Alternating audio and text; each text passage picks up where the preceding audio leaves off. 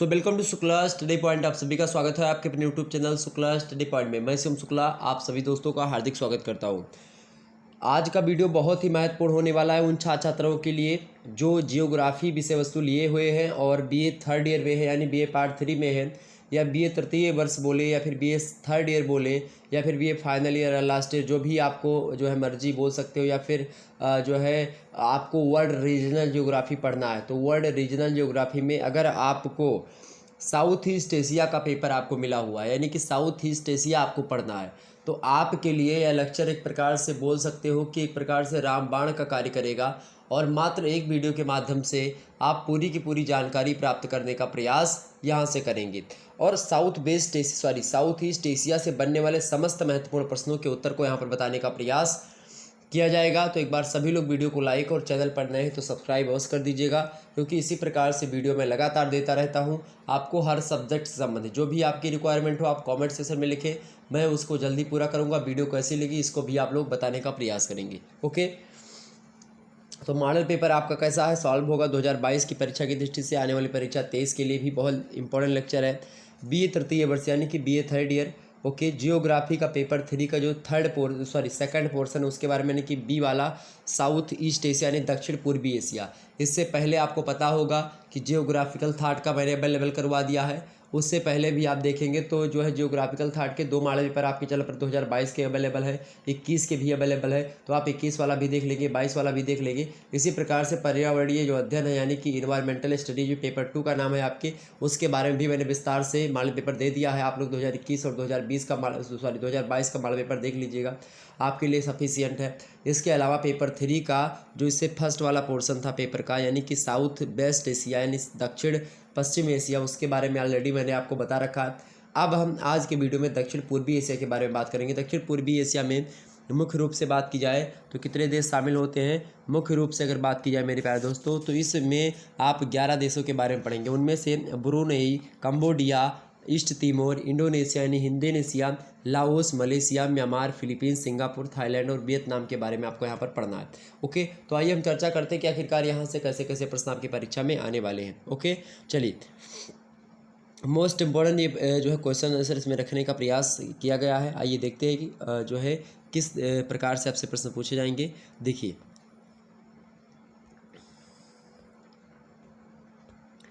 तो सभी प्रश्न यहाँ पर करने अनिवार्य। देखिए, आपको दिया जाएगा वहाँ पर पेपर में कि सभी खंडों के उत्तर निर्देशानुसार दीजिए। प्रत्येक प्रश्न का जो अंक होगा वो उसके जो है दाहिनी साइड में लिखा होगा, राइट हैंड साइड पर वो सब बातें लिखी होती हैं। इसके बाद में आपका पेपर जो होता है 3 खंडों में बटा हुआ आपको मिलेगा। खंड आ, बा और सा। आ से लघु उत्तरीय प्रश्न, यानी जिनको आपको 10 प्रश्न दिए होते हैं, 10 के 10 करने होते हैं। एक प्रश्न करेंगे तो आपको 50 शब्दों में उस प्रश्न के उत्तर को लिखना पड़ेगा। 1.5 नंबर का एक प्रश्न है। कितने नंबर का? 1.5 नंबर का। ओके, क्योंकि प्रैक्टिकली सब्जेक्ट होता है जियोग्राफी, इसीलिए 1.5 नंबर का सब्जेक्ट है, सॉरी 1.5 नंबर का ये प्रश्न होता है। तो इनको हमको 50 शब्दों में लिखना होता है। बड़े अच्छे प्रश्न होते हैं। अब आइए हम देखते हैं। सबसे पहले 10 अति लघु उत्तरीय प्रश्न के उत्तर को जानेंगे, उसके बाद में 10 लघु उत्तरीय प्रश्नों के उत्तर को आपको बताएंगे, और फिर आप जो है दीर्घ उत्तरीय प्रश्न जो बचेंगे, समय बचता है तो मैं दीर्घ उत्तरीय प्रश्न के उत्तर को भी बताने का प्रयास करूंगा। हालांकि आप लोगों ने अगर लघु उत्तरीय और ये वाला, यानी कि अगर आप लोगों ने जो अति लघु उत्तरीय मैं बताऊंगा शुरुआत के, और उसके बाद में लघु उत्तरीय वाला, अगर इतना ही देख लिया तो मैं निश्चित तौर पर यही आपके लिए सफिशियंट हो जाएगा। बस इतने से आपका फंस जाएगा और भटकने की आवश्यकता नहीं पड़ेगी। बस बशर्ते वीडियो को 2 से 3 बार आपको देखना पड़ेगा, ताकि आपको जो मैं बताऊँ, जो मैं बोल रहा हूँ, उनको आप लोगों के दिमाग में छपनी चाहिए बातें। चलिए, एक बार वीडियो को लाइक और शेयर कर दीजिए। जितने भी लोग देख रहे हो सभी लोग वीडियो को लाइक और शेयर कर दीजिएगा, ताकि मैं बता सकूँ आपको अच्छे तरीके से। आइए समझते हैं एक एक करके। ओके, पहला प्रश्न आपके समक्ष है कि दक्षिणी पूर्वी एशिया का संक्षिप्त परिचय दीजिए। तो दक्षिणी जो है पश्चिम एशिया के बारे में बता चुका हूँ, आप लोग देख लीजिएगा, हमारे पेपर पड़ा हुआ है अभी थोड़ी दिन पहले ही मैंने इसको बताया था, तो आप लोग देख लीजिएगा उसको। इंपॉर्टेंट है आपकी परीक्षा की दृष्टि से, तो एक बार आप उसको अवश्य देखिएगा। ओके, चलिए हम प्रारंभ करते कक्षा को, बिना समय गंवाए आसानी से समझने का प्रयास करते हैं। तो चलिए समझते हैं हम प्रश्न को कि आखिरकार इसका उत्तर आपको कैसे लिखना है। प्रश्न क्या है कि दक्षिण पूर्वी एशिया यानी कि साउथ ईस्ट एशिया का आपको संक्षिप्त परिचय देना, यानी कि उसके बारे में आपको बताना है। तो कैसे लिखेंगे? दक्षिण पश्चिम एशिया के बारे में, दक्षिण पूर्वी एशिया के बारे में। तो आप लिखिएगा, चूँकि ये जो है दक्षिण पूर्वी एशिया जो है ये मानव प्रजातीय रूप से अगर देखा जाएगा, किसके रूप से, यानी कि मानव के नाक कैसी है, उसका कपाल यानी माथा कैसा है, ठीक है, और उसकी टोड़ी यानी कि दाढ़ी कैसी है, मतलब कि दाढ़ी के पास, या फिर उसके ओंठ कैसे हैं, कान उसके किस तरीके से हैं, ठीक है, नाक चपटी है या कि चौड़ी है या लंबी है, किस प्रकार से है, ठीक है, कद काठी कैसी है, उनका चेहरा कैसा है, चेहरे की बनावट कैसी है, ये सब प्रजातीय विभेद होता है। तो आपसे अगर मतलब यहाँ पर मैं बता रहा हूँ कि अगर दक्षिणी पूर्वी एशिया के जो देश हैं यानी कि ब्रुनेई, कंबोडिया, इसके अलावा east Timor, Indonesia, Laos, Malaysia, Myanmar, Philippines, Singapore, Thailand और वियतनाम, ये जो देश हैं आपके दक्षिणी पूर्वी एशियाई देश जो हैं, इनकी बात की है तो मानव प्रजातीय रूप से ये जो है ये चीन से अधिक निकट है, यानी कि जैसे चीन के लोग आपको दिखाई पड़ेंगे, नाक चपटी होगी, छोटे कद काठी के होंगे, ठीक है, और थोड़ा सा आंखें इनकी थोड़ी सी बंद बंद होंगी, छोटी छोटी आंखें होंगी, इस प्रकार से नाटे कट के होंगे। तो ये सब एक प्रकार से अगर देखा जाएगा तो मानव प्रजातीय रूप से दक्षिणी पूर्वी एशियाई जो लोग होते हैं ये चाइना से अधिक निकट हैं। जबकि संस्कृति के हिसाब से यानी कल्चरल बैकग्राउंड के हिसाब से देखेंगे कि वहाँ की वेशभूषा कैसी है, वहाँ के लोग कैसे, रहन सहन, खान पान कैसा है, अगर ये सब हम देखेंगे तो ये जो है भारत से संबंध रखती है। तो दक्षिणी पूर्वी एशियाई देशों की बात की जाए तो मानव प्रजातीय रूप से चीन से अधिक निकट हैं, जबकि बात की जाए सांस्कृतिक रूप से तो भारत के अत्यधिक निकट ये आते हैं। कौन से देश? दक्षिणी पूर्वियाई देश। तो कल्चरल बैकग्राउंड इनका भारत का रहा है यानी इंडियंस, ओके। और वहीं बात की कदकाठी की या फिर उन प्रजातीय विभेद की या प्रजातीय रूप की मानवीय रूप से, तो चाइना से संबंध रखते हैं, ठीक। तो ये बात आपकी के लिए सबसे पहली बात आपको यही लिखना है।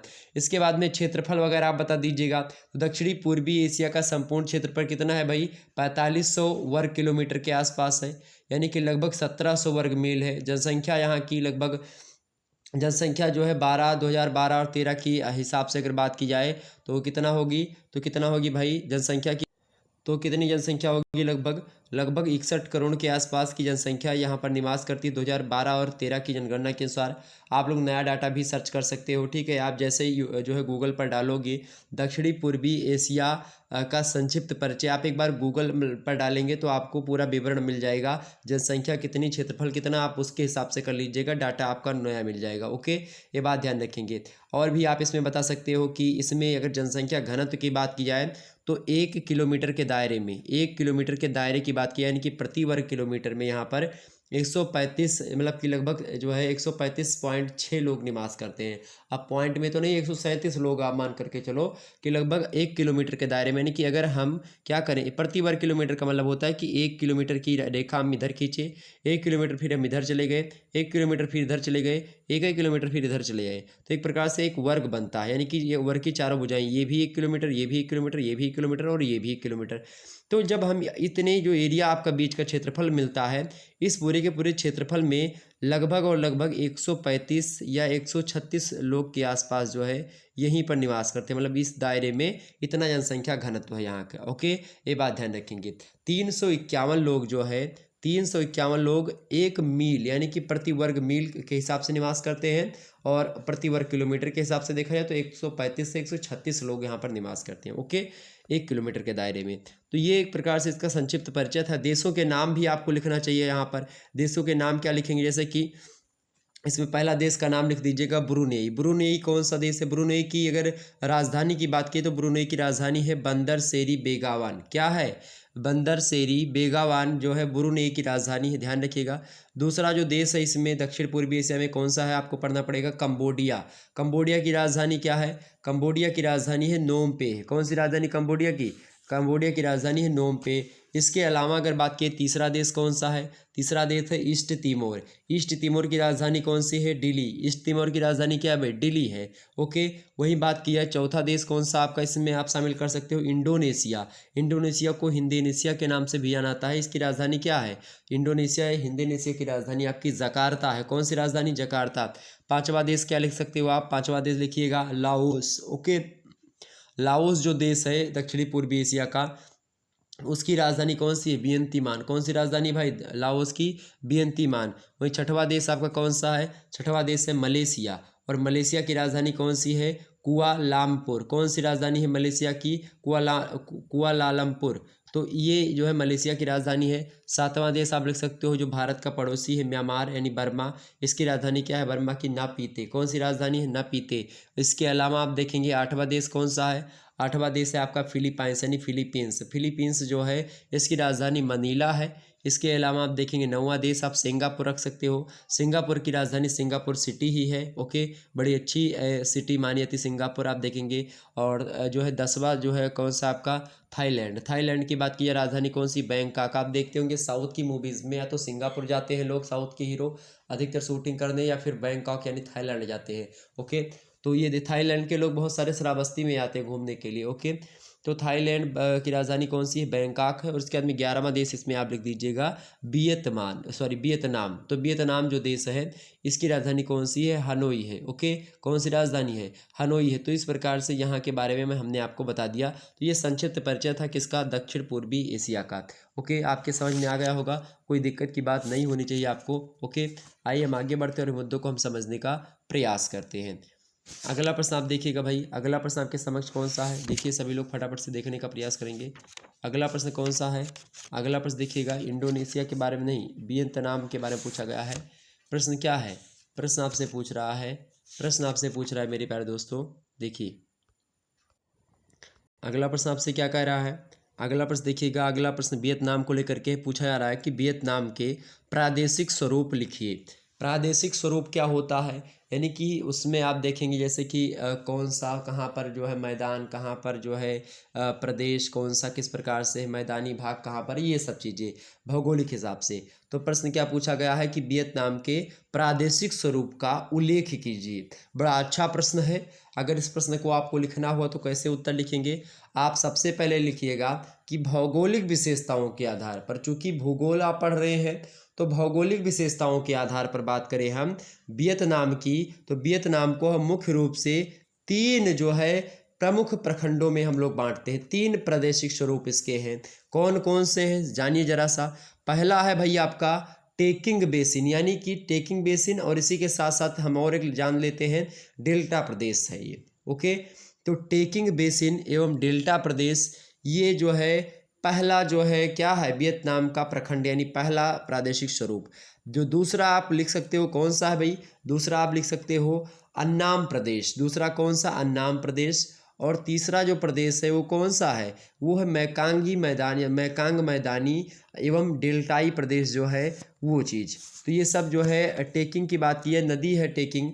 अन्नाम को छोड़ करके टेकिंग बेसिन जो है या डेल्टा प्रदेश जो है उसमें बात किया है तो अन्नाम को छोड़ करके लगभग संपूर्ण उत्तरी जो वियतनाम है जिसमें रेड नदी है, इसका जो डेल्टाई एरिया है और उसकी जो सहायक नदियां हैं रेड नदी की, उसके बेसिन और उसके जो है सोंगबो नदी, इन सभी के जो बेसिन है यानी बेसिन माने उनके किनारे, इसमें सभी सम्मिलित कर लिया जाते हैं टेकिंग बेसिन में ही। ओके, और प्रमुख नदी घाटी यूनान पठार से निकलती हुई ऊंची पर्वत श्रेणियों द्वारा अलग हो जाती है। तो इस प्रकार से यहाँ पर जो है ये चीज़ें आप देख सकते हो।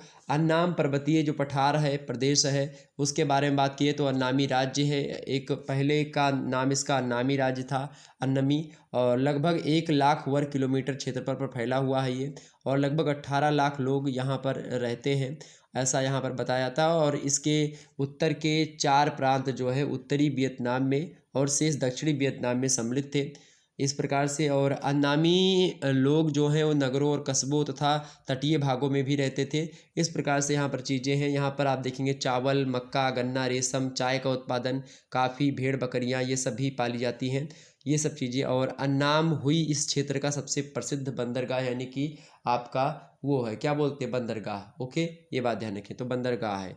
तो इस प्रकार से यहाँ पर 3 चीज़ें थी। और एक आपका मैकांगी मैदानी जो डेल्टाई प्रदेश है, अन्नाम को छोड़ करके दक्षिणी वियतनाम का समूचा भाग जो है हम इसमें सम्मिलित कर लेते हैं। और पहले इसे कोचिन चीन भी कहा जाता था। और यहाँ मैकांग डेल्टा यानी मैकांग नदी है उसका डेल्टा जो था वो फैला हुआ था बड़े भागों में, दलदली प्रदेश माना जाता था। और कृषि क्षेत्र की बात की जाए तो 90% भाग पर यहाँ के क्या होती थी? धान की केवल खेती होती है। कहाँ पर? जो मैकांग मैदानी भाग है उस, चूँकि मैदानी भाग है तो वहाँ पर जाहिर सी बात है कृषि में धान की खेती सर्वाधिक मात्रा में हो रही है, लगभग 90%।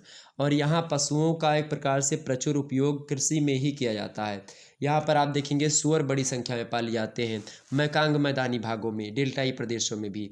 क्या पाले जाते हैं, सूअर बड़ी संख्या में पाले जाते हैं। इसके अलावा आप देखेंगे मक्का की खेती होती है, कसावा की खेती होती है, शकरकंद की खेती होती है, आलू की खेती, केले की खेती, गन्ने की खेती, मूंगफली, नारियल, सुपारी, चाय, कपास, इन सभी खेती, कहवा और केला, ये सब भी यहाँ पर खेती की जाती है।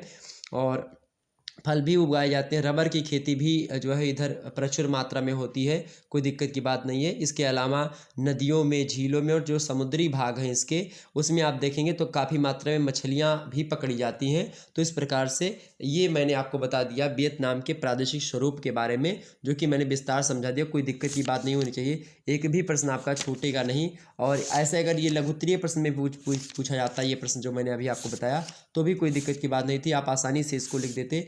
ओके, उसमें कोई समस्या आपको नहीं आनी चाहिए थी। आगे हम बढ़ते हैं और इन मुद्दों को समझने का प्रयास करते हैं। ओके, चलिए देखते हैं भाई कि आखिरकार और भी कौन से प्रश्न आपकी परीक्षा में आ सकते हैं।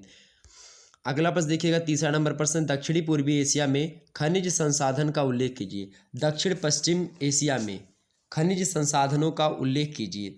तो बात की जाए दक्षिण पूर्वी एशिया में खनिज संसाधनों की, तो खनिज और शक्ति संसाधन जो है सामान्यतया यहाँ पर इसका अभाव है। कहाँ पर?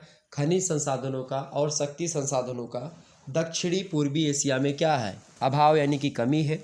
ओके, क्योंकि कुछ विशिष्ट खनिज ही यहाँ पर आपको मिलेंगे, जैसे कि यहाँ पर आप देखेंगे टिन होता है, टिन, ठीक है, टिन यहाँ पर आपको मिल जाएगा। इसके अलावा आपको यहाँ पर जो है दक्षिणी पूर्वी एशिया में टंगस्टन धातु मिल जाएगी। इसके अलावा खनिज तेल भी यहाँ पर कुछ मात्रा में मिल जाएंगे। बॉक्साइट भी जो है यहाँ पर मिल जाएगा। तो ये सब महत्वपूर्ण खनिज हैं। कौन कौन से? बॉक्साइट, खनिज तेल, टंगस्टन और टिन, ये बड़े अच्छे हैं जो कि यहाँ पर प्रचुर मात्रा में या फिर इनके उपयोग के लिए मिल जाते हैं, कोई दिक्कत की बात नहीं होती है। लेकिन फिर भी आप देखेंगे विविध आर्थिक, राजनीतिक एवं सामरिक कारणों से औद्योगिकरण की दिशा में यहाँ जो है यह प्रदेश आप देखेंगे अभी भी बहुत पीछे है।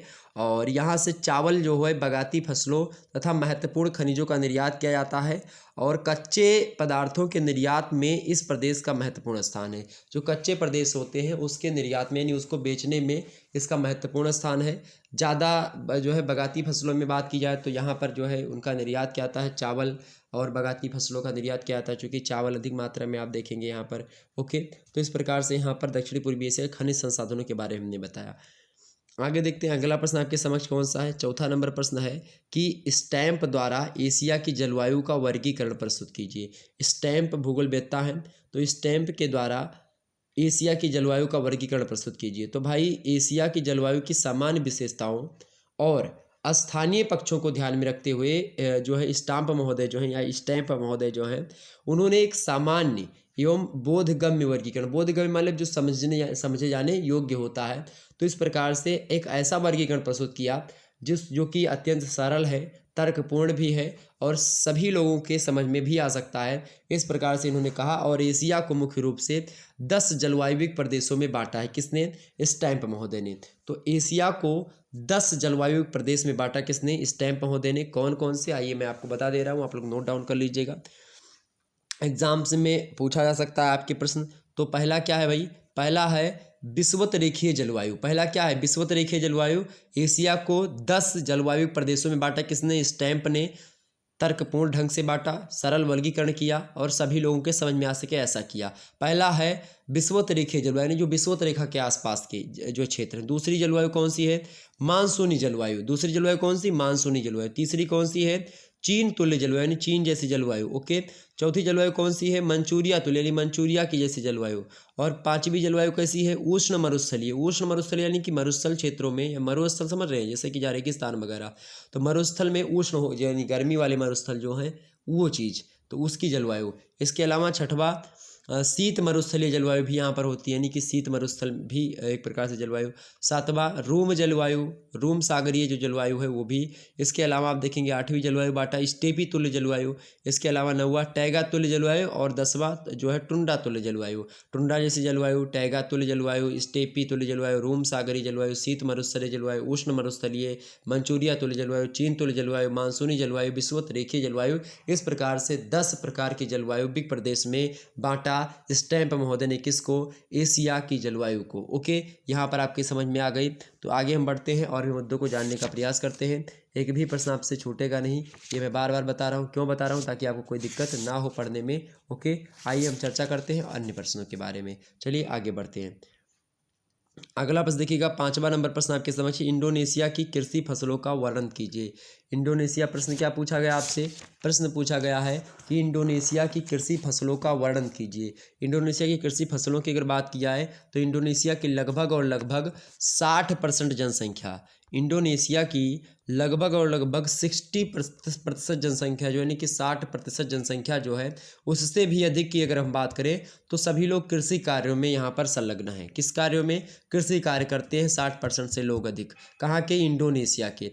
लेकिन इसके 10% से भी कम क्षेत्रफल पर कृषि की जाती है। 60% लोग कृषि करते हैं, लेकिन क्षेत्रफल की बात की जाए तो जो है 10% जो है क्षेत्रफल पर भी ही कृषि के, यानी कि 10%, यानी अगर 100 बीघा वहाँ पर कुल मिलाकर के खेत है तो उनमें से 10 पर ही, यानी कि 100 बीघे मान ली ज़मीन है पूरी की पूरी इंडोनेशिया मान लेते हैं, तो 10 बीघे पर ही खेती की जाती है। और अगर 100 लोग हैं तो 60 लोग कृषि ही करते हैं। अब सोचो इस प्रकार से कृषि होती है यहाँ पर, यानी इंडोनेशिया में अधिकतर कैसे किसान हैं? सीमांत किसान हैं, जिनके पास कम थोड़ा सा चीज़ें हैं खेत वगैरह, तो सीमांत किसान हैं जो धान बोते हैं, मक्का बोते हैं, शकरकंद बोते हैं, और भी तो बहुत सारी जो खाद्य पदार्थ या खाद्य सामग्री हैं ये सब पैदा कर लेते हैं। तो आप ऐसे लिखिएगा बना करके, कोई दिक्कत नहीं होती है।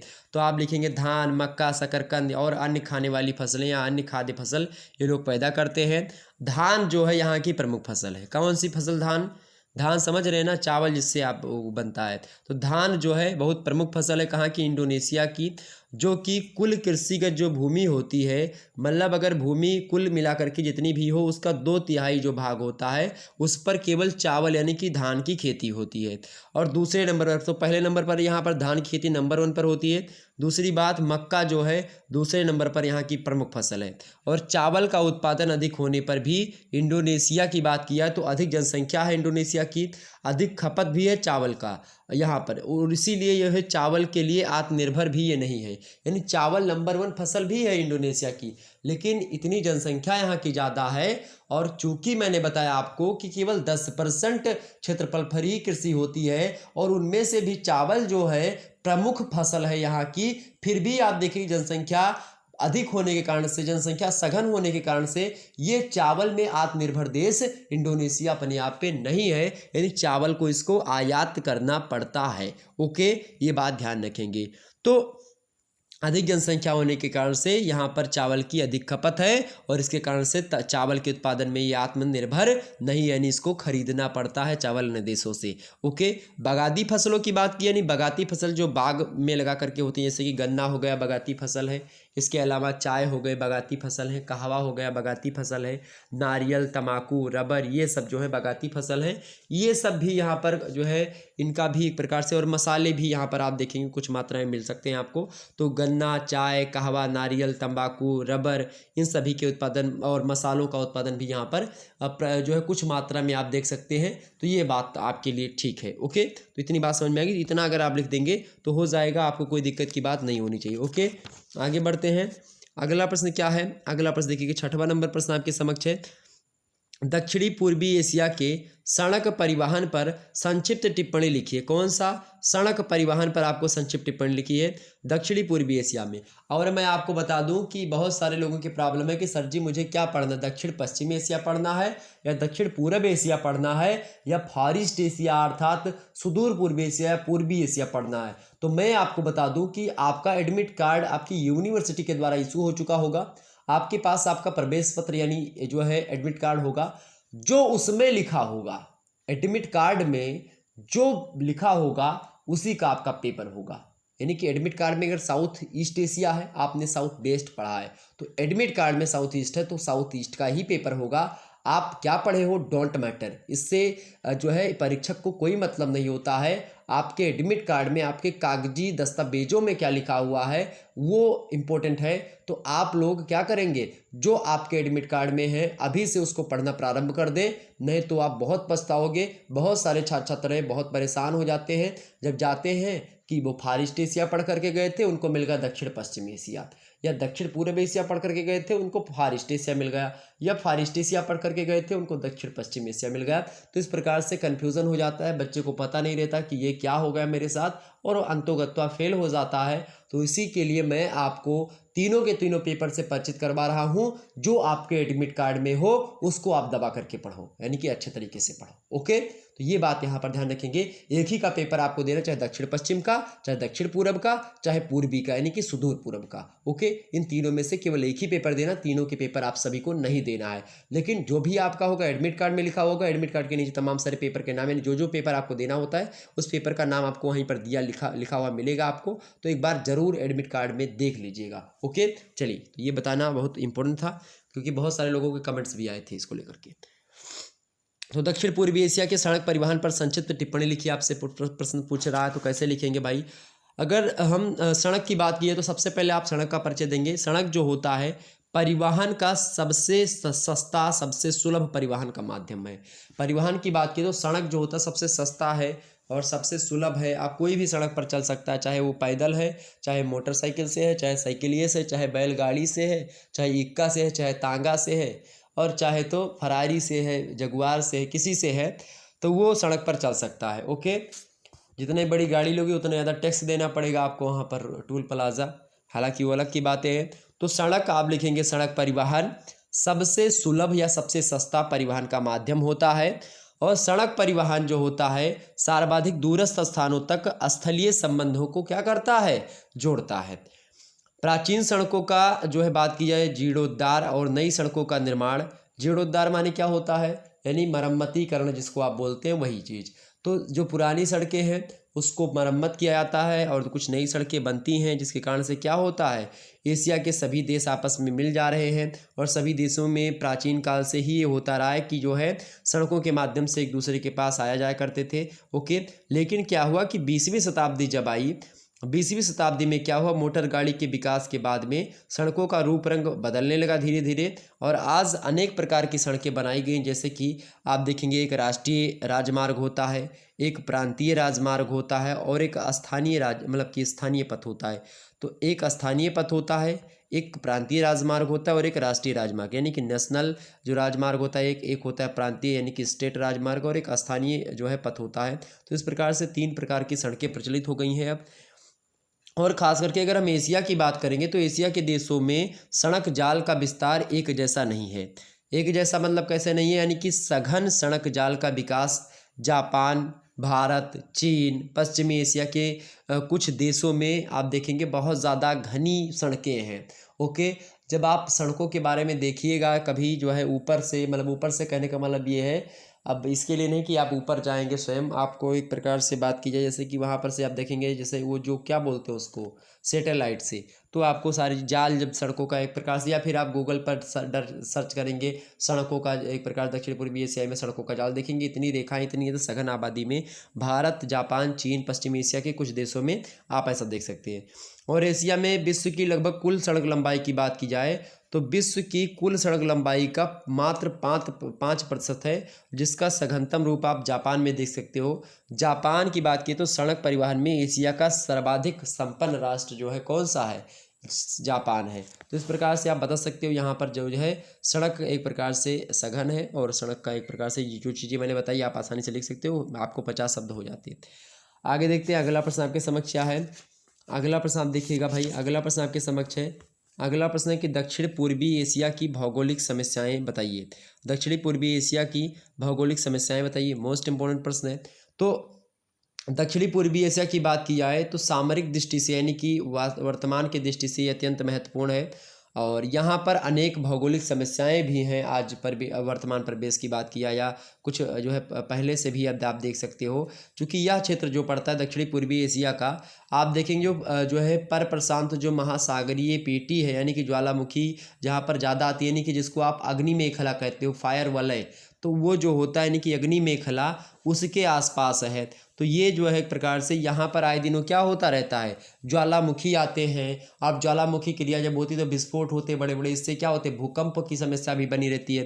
तो यहाँ पर आप देखेंगे सुनामी, चक्रवात, ज्वालामुखी, भूकंप, ये जैसी प्राकृतिक जो आपदाएं होती हैं ये आए दिनों आती रहती हैं और विनाशकारी घटनाओं को अंजाम दिया करती हैं। और जिस कारण से क्या होता है कि इस क्षेत्र में न केवल भारी जान माल का नुकसान होता है बल्कि अनेक जीव जंतु जो होते हैं और तमाम सारी जो वनस्पतियाँ होती हैं ये सब क्या हो जाती हैं, नष्ट हो जाती हैं मेरे प्यारे दोस्तों। कैसे नष्ट हो जाती हैं, ज्वालामुखी आएगी, दीप कर किसी दीप पर आ गई, नष्ट हो गई सारे के सारे वनस्पतियाँ उसी में जल करके। भूकंप आया, बड़ी बड़ी इमारतें गिर गई, जान माल का खतरा बन गया। इसके अलावा आप देखेंगे और भी तमाम सारी, जैसे सुनामी आ गया, समुद्र से उठी लहरें उठ गई, लहरें उठी भाई, लहरें आई, तबाह कर गई पूरे की पूरे वनस्पतियों को। जान माल का खतरा के साथ साथ जो है पूरा का पूरा जो प्राकृतिक और मनुष्य के बीच में, प्रकृति और मनुष्य के बीच में जो संबंध था, जो समन्वय था, जो कोरिलेशन था, वो बिगड़ गया। ओके, ये बात ध्यान रखिएगा। क्यों बिगड़ता है? क्योंकि दक्षिण पूर्वी एशिया की भौगोलिक समस्याएं हैं। तो आप ऐसे लिख सकते हैं, इससे जीव जंतुओं वनस्पतियों का अस्तित्व खत्म हो जाता है। ये चीज़ें आप बता सकते हो, ये इसकी भौगोलिक समस्या हमारे समक्ष निकल करके आती है। कोई दो राय नहीं है कि यहाँ की भौगोलिक समस्या अत्यंत जटिल है और कृत्रिम ना होकर के ये प्राकृतिक है। ओके, ये बात ध्यान रखेंगे। एग्जाम पॉइंट ऑफ व्यू से बहुत ही महत्वपूर्ण प्रश्न है। आइए हम आगे देखते हैं और भी प्रश्नों के बारे में। अगला प्रश्न आपके समक्ष है 8वां नंबर, थाईलैंड को कितने भौगोलिक प्रदेशों में बांटा गया है? थाईलैंड को कितने भौगोलिक प्रदेशों में बांटा गया है? बात करें अगर हम थाईलैंड की, तो क्षेत्रीय विशेषता के हिसाब से कि क्षेत्र में क्या क्या विशेषता है, किस क्षेत्र में विशेषता कौन सी है, तो उस क्षेत्रीय विशेषता के हिसाब से थाईलैंड की अगर बात की जाए तो थाईलैंड को हम लोगों ने 5 भौगोलिक प्रदेशों में बांटा। कितने प्रदेशों में भाई? तो थाईलैंड को 5 भौगोलिक यानी कि भौतिक प्रदेशों में या भौगोलिक प्रदेशों में जो विभाजित किया है। किसके आधार पर? क्षेत्रीय विभिन्नता के आधार पर, क्षेत्रीय भिन्नता के आधार पर थाईलैंड को हम लोगों ने 5 या विद्वानों ने 5 भौगोलिक प्रदेशों में बांटा है। कौन कौन से, उसका नाम आपको लिख देना सिंपली बस। ओके, देखिए 5 कौन कौन से। पहला आपका भौतिक प्रदेश कौन सा, यानी भौगोलिक प्रदेश कौन सा है? पश्चिमोत्तर पर्वतीय भाग जो है, यानी कि जो पश्चिम में, थाईलैंड के पश्चिम से आप देखेंगे एकदम लास्ट पश्चिम तक, तो पश्चिमी जो छोर पर आप देखेंगे कुछ पर्वतीय भाग मिलेंगे थाईलैंड में, तो वो जो है एक प्रकार से पर्वतीय भाग, वो पहला भौगोलिक क्षेत्र हो गया, भौगोलिक प्रदेश। दूसरा कौन सा है? दूसरा है कोरात का पठार। अभी कोरात के पठार के बारे में प्रश्न नीचे मैं बता दूंगा, कोरात का पठार के बारे में। तो कोरात का पठार दूसरा जो है भौगोलिक प्रदेश। तीसरा कौन सा है आपका? तीसरा है मध्यवर्ती, यानी कि जो बीच का मैदान है उसके बारे में। तो बीच में मैदान जो है वो एक प्रकार से एक भौगोलिक प्रदेश हो गया। चौथा भौगोलिक प्रदेश जो है वो कौन सा है? दक्षिण वाला जो थाईलैंड है वो है, यानी दक्षिण में जो प्रदेश पड़ता है वो भौगोलिक प्रदेश में। और पांचवा जो है आपका वो कौन सा है? दक्षिणी और पूर्वी में जो एक प्रकार से हिस्सा है थाईलैंड का, वो दक्षिणी पूर्वी थाईलैंड, ये आपका 5वां भौगोलिक प्रदेश। तो इस प्रकार से 5 भौगोलिक प्रदेशों में विद्वानों ने थाईलैंड को विभाजित किया। पहला पश्चिमोत्तर पर्वतीय भाग, दूसरा कोरात पठार, तीसरा मध्यवर्ती मैदान, चौथा दक्षिणी थाईलैंड और 5वां दक्षिणी पूर्वी थाईलैंड। ओके, अब अगला प्रश्न आप देखिएगा, ये इतना लिख देंगे हो जाएगा आपका। अगला प्रश्न 9वां नंबर प्रश्न देखिएगा, कोरात के पठार पर संक्षिप्त टिप्पणी लिखिए। कोरात के पठार पर संक्षिप्त टिप्पणी लिखिए, आपसे प्रश्न पूछा गया है। कैसे लिख सकते हैं भाई? कोरात की पठार की बात किया है तो ये एक तस्तरी नुमा जो है सरपट पठार जो है माना जाता है। कौन? ये जो कोरात का पठार है कहाँ पर है? थाईलैंड में ही है। ओके, इसके भाग की बात की है तो ये दक्षिणी और पश्चिमी भाग जो है इसका ऊंचा है और पर्वत श्रेणियों का जो ढाल है मध्यवर्ती मैदान की तरफ है। और इसका जल प्रवाह की बात की है तो जल प्रवाह नामसी नदी जो है और एक नामून, 2 नदियों द्वारा मेकांग की ओर आप देख सकते हो। इसका मध्यवर्ती जो भाग है साधारण ऊंचा नीचा है, जहाँ पर क्या है? बलुआ पत्थर है और सेल के ऊपर जलोढ़ कांप वाली जो मृदा है, यानी बलुई दोमट, तो या आप देखेंगे जलोढ़ कांप बोले या फिर बलुई दोमट मिट्टी बोले, ये एक प्रकार से इसके ऊपर चढ़ा हुआ है। और इस प्रखंड में आप देखेंगे वर्षा की मात्रा कम होती है और अनिश्चित होती है, कब क्या बरसे कुछ पता नहीं है कोरात के पठार पर, क्योंकि दक्षिण की ओर डांगरेख श्रेणी सामुद्रिक हवाओं के मार्ग में बाधा उत्पन्न करती है। और तो इसीलिए यहाँ पर जो औसत वर्षा है, औसत वार्षिक वर्षा लगभग 100 से 150 सेंटीमीटर के आसपास होती है। और वर्षा का वितरण बात की है तो ऋत्विक प्रतिरूप प्रकट करता है, ऋतु के हिसाब से वर्षा यहाँ पर होती है। नवंबर से अप्रैल तक यहाँ पर शुष्क ऋतु होती है और यहाँ शुष्क मानसूनी वन होते हैं। क्यों होते हैं? क्योंकि शुष्क ऋतु में आप देखेंगे जो है नवंबर से अप्रैल तक शुष्क ऋतु रहते हैं, तो इसीलिए यहाँ पर शुष्क मानसूनी वन उपजे हैं। और सवाना वनस्पति भी यहाँ पर मिलती है, यानी सवाना वनस्पति ही शुष्क मानसूनी वन कहलाती है। तो एक प्रकार से ये समझ लीजिए। तो ये था एक प्रकार से कोरात के पठार के बारे में मैंने कुछ बातें आपको बताई, निश्चित तौर पर आपके समझ में आई होंगी। आगे देखिए 10वां नंबर प्रश्न आपके समक्ष है। 10वां प्रश्न है, क्या प्रश्न आपसे पूछा गया है भाई? 10वां प्रश्न आपसे पूछ लिया गया है। देखिए 10वां प्रश्न है आपसे, म्यांमार की प्राकृतिक वनस्पति व मिट्टी का संक्षिप्त परिचय दीजिए। ये आपसे 10वां प्रश्न है। क्या प्रश्न है कि म्यांमार की प्राकृतिक वनस्पति व मिट्टी का संक्षिप्त परिचय दीजिए। तो प्राकृतिक वनस्पति की अगर हम बात करें म्यांमार की, तो चूँकि यहाँ का उच्च तापमान है म्यांमार का, तो उच्च तापमान है, यहाँ पर अधिक वर्षा भी होती है। तो उच्च तापमान तथा अधिक वर्षा होने के कारण से यहाँ पर अधिकतर ऊंचे क्षेत्र पर सघन रूप से आप देखेंगे तो आपको जंगल मिलेंगे, यानी वन मिलेंगे। तो इसीलिए यहाँ पर क्या है, जो सघन क्षेत्र है मतलब ऊंचे क्षेत्र हैं, वहाँ पर आप देखेंगे बड़े जो है घने जंगल मिलेंगे। क्योंकि यहाँ पर आप देखेंगे 200 सेंटीमीटर से अधिक वर्षा होती है, और इसीलिए उन प्रदेशों में जहाँ पर 200 सेंटीमीटर से अधिक वर्षा होती है, उन भागों में उष्णकटिबंधीय सदाबहार वन मिलते हैं। तो जहाँ पर भी 200 सेंटीमीटर से अधिक वर्षा होगी, वहाँ पर जाहिर सी बात है उष्णकटिबंधीय ही वन मिलेंगे। चूँकि गर्मी ज़्यादा है, और गर्मी ज़्यादा होगी चूँकि आप देखेंगे विषुवत रेखा के समीप पड़ रहा है, तो इसीलिए उष्णकटिबंध में ही पड़ रहा है वो, तो उष्णकटिबंधीय वन भी वहाँ पर जो है उपजेंगे। ठीक है, तो उष्णकटिबंधीय सदाबहार वन, सदाबहार वन क्यों होते हैं? सदाबहार माने वो हमेशा हरे भरे रहे, तो इसीलिए सदाबहार क्यों होते हैं? क्योंकि वहाँ पर हमेशा वर्षा होती रहती है, और तापमान ज़्यादा हुआ, हवाएं गर्म हुई, ऊपर उठी, ठंडी हवाओं से संघनन हुआ, उसके अंदर तुरंत क्या हुई, बारिश प्रारंभ हो गई। तो इस प्रकार से क्या होता है, यहाँ का जो वन होता है सदाबहार होता है उष्णकटिबंध का। ओके, यहाँ पर देखेंगे तो कुछ पेड़ 30 मीटर से अधिक ऊंचे ऊंचे मिलेंगे, और बहुमूल्य होते हैं, बहुत ज़्यादा कीमत वाले होते हैं, और 100 से 200 सेंटीमीटर वर्षा वाले क्षेत्रों में आप देखेंगे तो इस प्रकार के पेड़ आपको मिलेंगे, जाहिर सी बात है। ओके, बात की जाए अगर मिट्टी की म्यांमार की, तो म्यांमार की मिट्टी की बात की जाए तो म्यांमार का जो पश्चिमी और पूर्वी पहाड़ी वाला एरिया है, और जो पठारी भाग है, तो पश्चिमी तथा पूर्वी पहाड़ी एवं पठारी भाग अगर आप देखेंगे तो वहाँ पर अधिक वर्षा होती है, और इसी कारण से आप देखेंगे वहाँ पर तीव्र ढाल भी है, और अधिक वर्षा और तीव्र ढाल के कारण से यहाँ पर आप देखेंगे जो अपर्दित मृदा होती है, यानी कि अपर्दित माने कि ढाल है, इसीलिए क्या हो जा रहा है, मिट्टी कट जा रही है। तो मिट्टियों के कटने से क्या हो रही है, अपर्दित छिछली अनउर्वर लाल मिट्टी मिलती है। लाल मिट्टी चूँकि क्यों मिलती है, चूँकि क्या हो जाती है, पानी बरसता है, तो उसके कारण से ढालों पर क्या होता है, मिट्टी का ऊपरी हिस्सा बह जाता है, और चूंकि ऊपरी हिस्सा बह जाता है इसलिए वो चूंकि ऊपरी हिस्सा अनउर्वर मतलब कि उर्वर होता है ऊपरी हिस्सा, और जब ऊपरी हिस्सा बह गया तो मिट्टी क्या हो गई, अनउर्वर हो गई, यानी कि वहाँ पर कुछ अब होने वाला तो है नहीं। तो ये चीज़ यहाँ पर मैं बताने का प्रयास कर रहा हूँ, तो ये बात ध्यान रखिएगा, अनउर्वर लाल मिट्टी मिलती है। और आप देखेंगे सान के पठार के, सान का पठार भी यही म्यांमार में ही है, तो सान पठार के चूना पत्थर वाले भाग में भी आप देखेंगे तो अनउर्वर लाल मृदा मिलती है। और उर्वर जो है मृदा जो यहाँ पर मिलती है वो नदी घाटियों के आसपास जब आप देखेंगे तो जलोढ़ मृदा मिलेगी, जो कि उर्वर होगी, यानी कि जहाँ पर आप कोई चीज़ बोल देंगे तो अच्छी मात्रा में हो जाएगा। ओके, तो यहाँ पर जो है जलोढ़ मिट्टी कहाँ पर मिलेगी, नदी घाटियों में मिलती, कहाँ पर, म्यांमार में। ओके, ये बात ध्यान रखेंगे, एग्जाम पॉइंट ऑफ व्यू से बहुत ज़्यादा महत्वपूर्ण प्रश्न था जो कि मैंने आपके समक्ष बता दिया। आगे बढ़ते हैं हम, तो ये 10 प्रश्न आपके कंप्लीट हो गए। अब हम बात कर लेते हैं लघु उत्तरीय टाइप के प्रश्न खंड बाकी। यहाँ से आपको सभी प्रश्न करने हैं, 200 शब्दों में एक प्रश्न का उत्तर लिखना है। ओके, यहाँ पर देखेंगे पहला प्रश्न क्या है, यानी दूसरा प्रश्न पूरे के पूरे पेपर का, दूसरा प्रश्न यानी कि जो है पूरे पेपर का, पहला प्रश्न है लघु उत्तरीय का। देखिए प्रश्न क्या है कि थाईलैंड के प्राकृतिक स्वरूप तथा जलवायु का वर्णन कीजिए। प्राकृतिक यानी कि थाईलैंड के बारे में आपसे पूछ रहा, थाईलैंड के प्राकृतिक स्वरूप तथा जलवायु का वर्णन कीजिए, बढ़िया प्रश्न है। तो थाईलैंड के प्राकृतिक स्वरूप की अगर बात की जाए तो थाईलैंड का प्राकृतिक स्वरूप म्यांमार से काफ़ी मिलता जुलता आप प्रतीत होगा, और म्यांमार चूँकि भारत के बगल में ही है। और थाईलैंड में देखेंगे तो मीनम नदी पड़ेगी, यानी कि चाओ फ्राया, उसका जलोढ़ मैदान भी आप देखेंगे, तीन ओर से पहाड़ी और पठारी भागों से घिरा हुआ धरातल मिलेगा। जबकि थाईलैंड खाड़ी आप देखेंगे उसकी ओर झुका खुला हुआ मिलेगा, जबकि थाईलैंड खाड़ी की ओर खुला है। अतः थाईलैंड में भी म्यांमार की तरह 3 प्राकृतिक खंड जो हमारे समक्ष आते हैं। क्योंकि आप देखेंगे जो मीनम नदी है ये आप देखेंगे जो है आप देखेंगे म्यांमार में ही है, और म्यांमार में जिस प्रकार से जलोढ़ मैदान तीन ओर से पठारी और पहाड़ी भागों से घिरे हुए हैं, उसी प्रकार से थाईलैंड में भी आप देखेंगे म्यांमार की तरह 3 प्राकृतिक खंड हैं।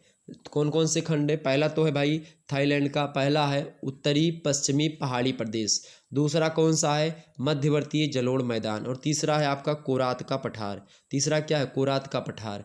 इस प्रकार से यहाँ पर हमने बता दिया आपको। तो उत्तरी पश्चिमी जो पहाड़ी प्रदेश है, इसकी अगर बात करें तो इसके अंतर्गत आप देखेंगे तीन सारिम की जो श्रेणियाँ हैं और घाटियाँ जो हैं, उत्तरी उच्च प्रदेश भी आप देखेंगे तो उत्तरी पश्चिमी पहाड़ी प्रदेश में ही शामिल है। और पश्चिमी श्रेणियों की ऊंचाई लगभग यहाँ पर देखेंगे तो 1500 मीटर के आसपास है, परंतु अनेक नदी घाटियों के कारण से यहाँ अति विदीर्ण धरातल भी आपको मिलेगा।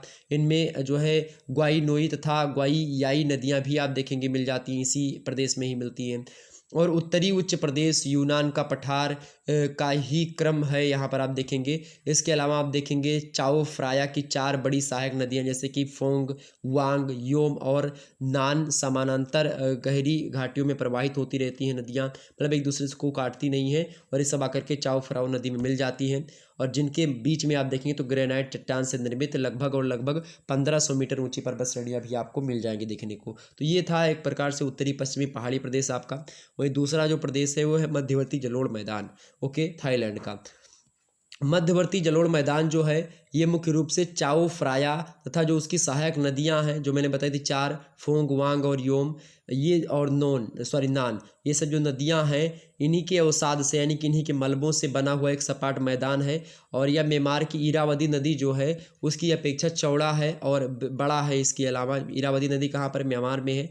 और इसका अधिकांश भाग यानी कि मध्यवर्ती जलोढ़ मैदान का जो ज़्यादा से ज़्यादा भाग है वो 100 मीटर से ऊंचा है, और यह देश का क्रोड क्षेत्र भी कहा जाता है मध्यवर्ती जलोढ़ मैदान। इसके अलावा तीसरा जो है वो कौन सा? कोरात का पठार। कोरात का पठार तो मैंने आपको बता ही दिया, ये समझ में आ ही गया होगा, ओके। तो इस प्रकार से यहाँ पर ये 3 चीज़ें कौन सी थी? प्राकृतिक स्वरूप है इसके।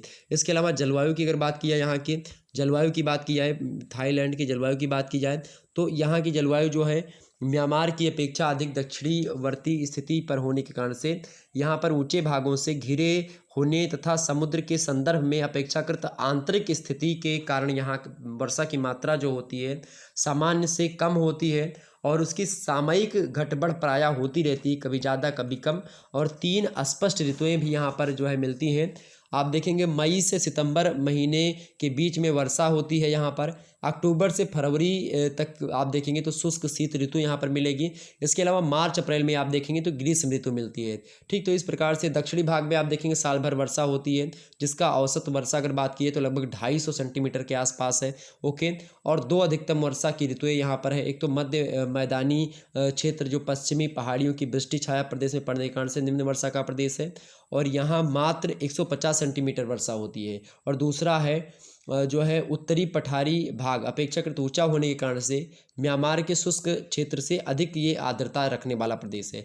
और थाईलैंड का सर्वाधिक शुष्क प्रदेश कोरात का पठार है, ठीक है। ये सब बातें आप ध्यान रखेंगे। दक्षिणी थाईलैंड सर्वाधिक आर्द्र क्षेत्र है जहाँ पर 200 से 300 सेंटीमीटर तक वार्षिक वर्षा होती है। वनस्पति की बात की जाए थाईलैंड की तो थाईलैंड के ऊंचे भागों में वर्षा की अधिकता होती है, और वर्षा की अधिकता के कारण से घने सदाबहार वन जो है आप देख सकते हैं यहाँ पर। कोरात के पठार में चूँकि सबाना वनस्पति आपको मिलेगी और झाड़ियाँ मिलेंगी। उत्तरी पठारी क्षेत्र में पतझड़ के वन मिलेंगे आपको, जिसमें आप देखेंगे सागौन जो होता है उसके वृक्षों की प्रधानता है। कहाँ पर जो है कहाँ पर भाई? उत्तरी पठारी भाग में थाईलैंड के आप देखेंगे सागौन के जो है वन मिलेंगे, जो कि पतझड़ टाइप के होंगे। पतझड़ आप समझ रहे हैं ना? पतझड़ सावन बसंत बहार एक बरस में मौसम चार, गाना सुना होगा ना।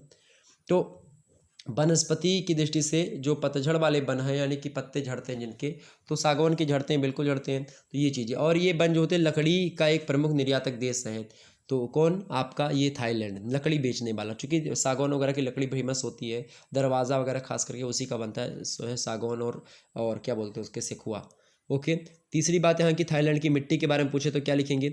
मिट्टी की बात की तो मध्यवर्ती जलोढ़ मैदान में कांप मिट्टी जो होती है उसकी प्रधानता है, और दोमट मिट्टी भी आप देखेंगे मिट्टी यहाँ पर मिलेगी। जबकि कोरात पठार पर पतली बलुई भी मिट्टी आप देखेंगे, अनउर्वर मिट्टी की भी आप वहाँ पर देख सकते हैं। उत्तरी पठारी क्षेत्र में संकरी घाटियों में आप देखेंगे हल्की दोमट मिट्टी मिलेगी जो कि उपजाऊ होती खास करके। तो ये सब मिट्टी के बारे में चीज़ें थी जो कि मैंने आपको बता दिया। तो यहाँ तो आपकी बातें समझ में आ गई होंगी, कोई दिक्कत की बात नहीं हुई होगी। आगे बढ़ते हैं और मुद्दों को जानने का प्रयास। अगला प्रश्न आपके समक्ष आर करके दिया गया कि वर्मा यानी म्यांमार के धरातली स्वरूप को स्पष्ट कीजिए। म्यांमार की अगर बात की तो म्यांमार को मुख्य रूप से 3 प्राकृतिक भूखंड में हम लोग बांटते हैं। कौन कौन से? 3। पहला आपका कौन सा होगा भाई? पहला कौन सा होगा? पहला है भाई कौन सा? पश्चिम की ओर आराकानियोमा जो श्रेणी है, पश्चिम की ओर आराकानियोमा तथा चीन पहाड़ियाँ जो है टर्सरी काल के मोड़दार अल्पाइन पर्वत क्रम की अंग हैं, और इनमें उत्तर की ओर चौड़ी तथा ऊंची लगभग 4000 मीटर श्रेणियाँ मिलती हैं, जो कि दक्षिण की ओर क्रमशः जो है नीची एवं सक्रिय होती हुई समुद्र तटीय क्षेत्र में आप देखेंगे तो विच्छिन्न हो गई हैं। समुद्र तट के पास कई छोटे छोटे द्वीप हैं, जिनमें रामरी तथा चेटुबा जो है प्रमुख है। तो ये पहला जो है क्षेत्र आता है प्राकृतिक भूखंड का। दूसरा जो क्षेत्र होता है वो पूर्वी भाग का अधिकांश क्षेत्र जो है वो आता है। इसमें पश्चिमी क्षेत्र का आराकानियोमा तक तथा मतलब कि वहाँ तक की श्रेणी पहले में। दूसरे में पूर्वी भाग का अधिकांश क्षेत्र जो है प्राचीन ग्रेनाइट का बना हुआ है, नीस और चूना पत्थर के द्वारा। ये तीन जो है खनिज मतलब के द्वारा, यानी कि ग्रेनाइट, नीस और चूना पत्थर के द्वारा बना हुआ है। ये सान का पठार जो है इसके अंतर्गत ये वाला भाग आता है, जिसकी ऊंचाई की बात की है तो लगभग 100 मीटर की ऊंचाई है। और इस पठार का पश्चिमी भाग विदीर्ण हो गया, यानी कि जो है टूट फूट गया है, और जिससे जो है मध्य साल्बिन नदी गहरे गर्त में प्रवाहित हो गई है। और उत्तर की ओर यह पठार पश्चिमी पर्वतीय क्षेत्र से मिला हुआ है, जबकि दक्षिणी छोर पर यह देखेंगे तो तेन सारिम श्रेणी से मिल गया है जा करके वहाँ पर। तो ये दूसरा प्रदेश। तीसरा प्रदेश कौन सा है? मध्यवर्ती भाग। मध्यवर्ती भाग जो है उसमें आप देखेंगे इरावदी और सीतांग नदियाँ हैं वो प्रवाहित होती हैं, जिनके बीच में ज्वालामुखी पर्वतों की श्रृंखला है, जिसको पिंगुयोमा कहा जाता है। ओके, तो पिंगुयोमा कहाँ पर है? ज्वालामुखी पर्वत है, जो कि सीतांग नदी और इरावदी नदी इन दोनों के बीच में स्थित है। और इस मैदानी भाग है जो कि, और इसकी आंतरिक संरचना आराकानियोमा जो पर्वत है, ओके, और सान का पठार, उसके मध्य में एक भूसन्नति भी है, किंतु जलोढ़ का जमाव हो जाने से मैदान अब बन गया है। और ये मध्यवर्ती जलोढ़ मैदान म्यांमार का हृदय स्थल भी कहा जाता है, जो कि 3 ओर से पर्वतीय एवं पठारी भागों से घिरा हुआ है। दक्षिण की ओर समुद्र की ओर खुला हुआ है। इरावदी उत्तरी पर्वतीय क्षेत्र से निकलने वाली मेखा तथा मालेख नामक 2 नदियों के मिलने से बनती है। और इरावदी की सहायक नदियाँ कौन सी हैं? चिंदबिन नदी जो है एक बड़ी नदी है, जिसका संबंध सांगपो की निचली धारा से जोड़ा जाता है। और सितांग के ऊपरी भाग को इरावदी द्वारा अपहरण के कारण से अब यह नदी छोटी रह गई है। और मध्यवर्ती पीगू के योमा जो पठार है उसके मृत ज्वालामुखी पर्वतों में पोपा यानी कि 3200 मीटर अधिकतम ऊंचा आप देख सकते हो यहाँ पर। तो इस प्रकार से चीज़ें हैं जो कि मैंने आपको बता दी। तो थाईलैंड यानी म्यांमार यानी बर्मा के धरातलीय स्वरूप को हमने यहाँ पर स्पष्ट कर दिया। आपकी समझ में कुछ बातें आई हुई होंगी। आगे बढ़ते हैं और इन मुद्दों को हम समझने का प्रयास करते हैं। ओके, कोई दिक्कत की बात आपको नहीं होनी चाहिए। ओके, आगे देखते हैं भाई अगला प्रश्न। अगला प्रश्न देखिएगा आप सभी लोगों के समक्ष आ चुका है। अगला प्रश्न क्या है आपके समक्ष? देखिएगा सभी लोग, ये दक्षिण पूर्वी एशिया में जनसंख्या के असमान वितरण को प्रभावित करने वाले कारकों का उल्लेख कीजिए। तो दक्षिण पूर्वी एशिया में जनसंख्या के असमान वितरण को प्रभावित करने वाले कारकों का उल्लेख आपको करना है। तो खास करके बात की जाए दक्षिण पूर्वी एशिया में असमान जनसंख्या वितरण प्रतिरूप को प्रभावित करने वाले कारकों को हम मुख्य रूप से 2 भागों में बांटेंगे। कितने भागों में भाई? 2 भागों में बांटते हैं, और 2 भागों में बांटा भी जा सकता है। कौन कौन से 2 भाग, आइए हम समझते हैं। कौन कौन से 2 भाग हैं भाई, समझते हैं इसको। तो पहला आपका कौन सा होगा? भौतिक कारक।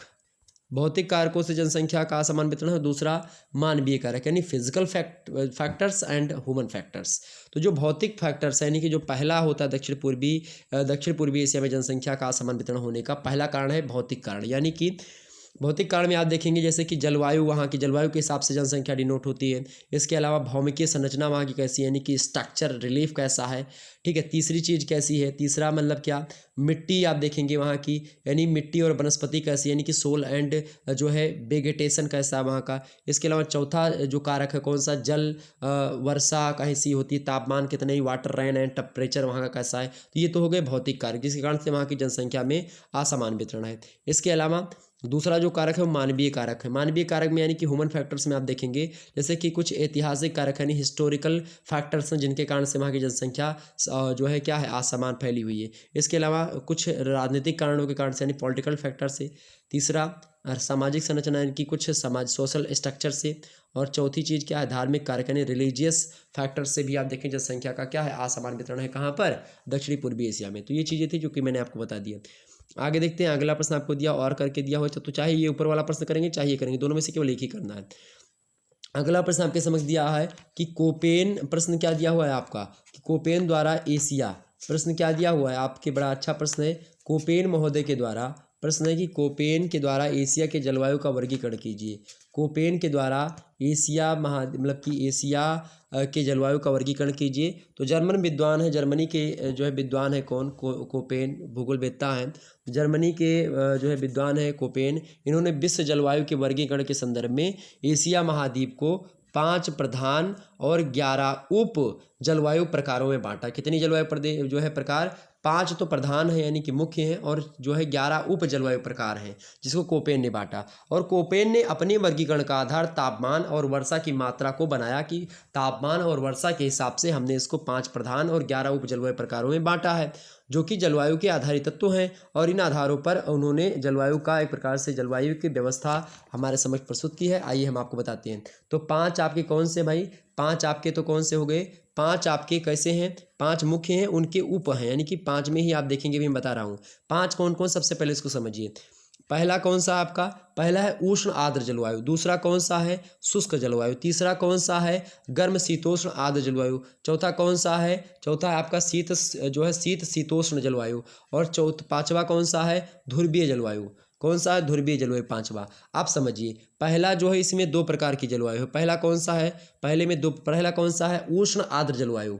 उष्ण आर्द्र जलवायु में आप देखेंगे पहला जो उसमें पड़ेगा वो कौन सा है, उष्ण आर्द्र जलवायु। और दूसरा सबाना तुल्य जलवायु। ओके, दूसरे की अगर बात की जाए, दूसरे भी आप देखेंगे तो 2 है, यहाँ पर देखेंगे 2। तो इसमें पहला और दूसरा कौन सा बनेगा आपका, स्टेपी तुल्य जलवायु पहला, और दूसरा मरुस्थलीय जलवायु, यानी शुष्क जलवायु के 2 भाग, स्टेपी तुल्य जलवायु और मरुस्थलीय जलवायु, ये शुष्क जलवायु है। इसके अलावा आप देखेंगे तीसरा जलवायु कौन सा होगा। तीसरे में आप देखेंगे, तीसरे में भाई 3 फैक्टर्स है। पहला फैक्टर्स कौन सा होगा, गर्म शीतोष्ण आर्द्र जलवायु जो है, इसके 3 फैक्टर्स बताए इन्होंने। कौन कौन से, पहला गर्म शीतोष्ण यानी शुष्क शिशिर जलवायु, दूसरा इसका गर्म शीतोष्ण शुष्क ग्रीष्म जलवायु, और तीसरा कौन सा पड़ेगा आपका, आर्द्र शीतोष्ण जलवायु, ये तीसरा। चौथे की बात की, चौथे में भी 2 कारक हैं आपके, 2 फैक्टर्स, यानी कि शीत शीतोष्ण जलवायु, यानी चौथा जो है उसमें आप देखेंगे पहला मतलब कि शीत शीतोष्ण यानी कि आर्द्र शिशिर जलवायु, और दूसरा कौन सा पड़ेगा आपका, दूसरा शीत शीतोष्ण में आपका शुष्क शिशिर, यानी एक आर्द्र शिशिर और एक शुष्क शिशिर। ओके, और जो आपका अगला पड़ेगा पांचवा, इसके भी 2 फैक्टर्स हैं, यानी कि एक तो टुंड्रा जलवायु, यानी ध्रुवीय जलवायु में आप देखेंगे, जो ध्रुवीय इलाकों में आप जलवायु देखेंगे खास करके मतलब कि एशिया में, तो वो एक टुंड्रा जलवायु और एक क्या होती है, हिम मंडित जलवायु। कैसी, एक टुंड्रा और एक हिम मंडित। तो आप देखेंगे ये 5 तो मुख्य हो गए। ऊपर से कौन कौन से फिर सुनिए, 5 मुख्य हो गए, उष्ण आर्द्र जलवायु, शुष्क जलवायु, इसके अलावा गर्म शीतोष्ण आर्द्र जलवायु, तीसरा तो होगा मतलब कि गर्म शीतोष्ण आर्द्र जलवायु। पहला एक बार फिर सुनिए, पहला उष्ण आर्द्र जलवायु, दूसरा शुष्क जलवायु, तीसरा गर्म शीतोष्ण आर्द्र जलवायु, चौथा कौन सा आपका है, चौथा है शीत शीतोष्ण जलवायु, और पांचवा कौन सा आपका पड़ेगा, ध्रुवीय जलवायु। ओके, अब देखिए जो 11 इन्होंने बताए वो कौन से, देखिए पहला दूसरा इसी में आ गया, फिर 3 4 ये ठीक है, उसके अंदर 3 4 और उसके अंदर 5 6, फिर उसके बाद में आप देखिए 5 6 7 3 पड़ेगा इसमें, उसके अलावा 7 8 9 और उसके अंदर में जो है 10 11 यहाँ पर पड़ेगा। ओके, यानी कि पहला कौन सा इसमें मैंने बताया, उष्ण आर्द्र जलवायु, दूसरा सबाना तुल्य जलवायु, तीसरा स्टेपी तुल्य जलवायु, चौथा मरुस्थलीय तुल्य जलवायु, पांचवा गर्म शीतोष्ण मतलब कि शुष्क शिशिर जलवायु, छठवां गर्म शीतोष्ण यानी शुष्क ग्रीष्म जलवायु, सातवां आर्द्र शीतोष्ण जलवायु। ओके, वहीं जो है 8वां आपका पड़ेगा शीत शीतोष्ण में आर्द्र शिशिर जलवायु, और 9वां पड़ेगा शीत शीतोष्ण में ही शुष्क शिशिर जलवायु, और 10वां आपका पड़ेगा टुंड्रा जलवायु, और 11वां पड़ेगा हिममंडित जलवायु। तो ये किसने बताया था, कोपेन महोदय ने।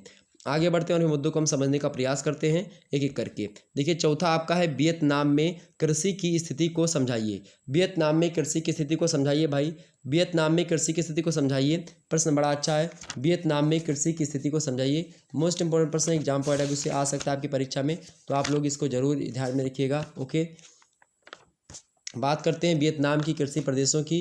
वियतनाम में कृषि की स्थिति पूछ रहा है ना, प्रदेश नहीं पूछ रहा है ना।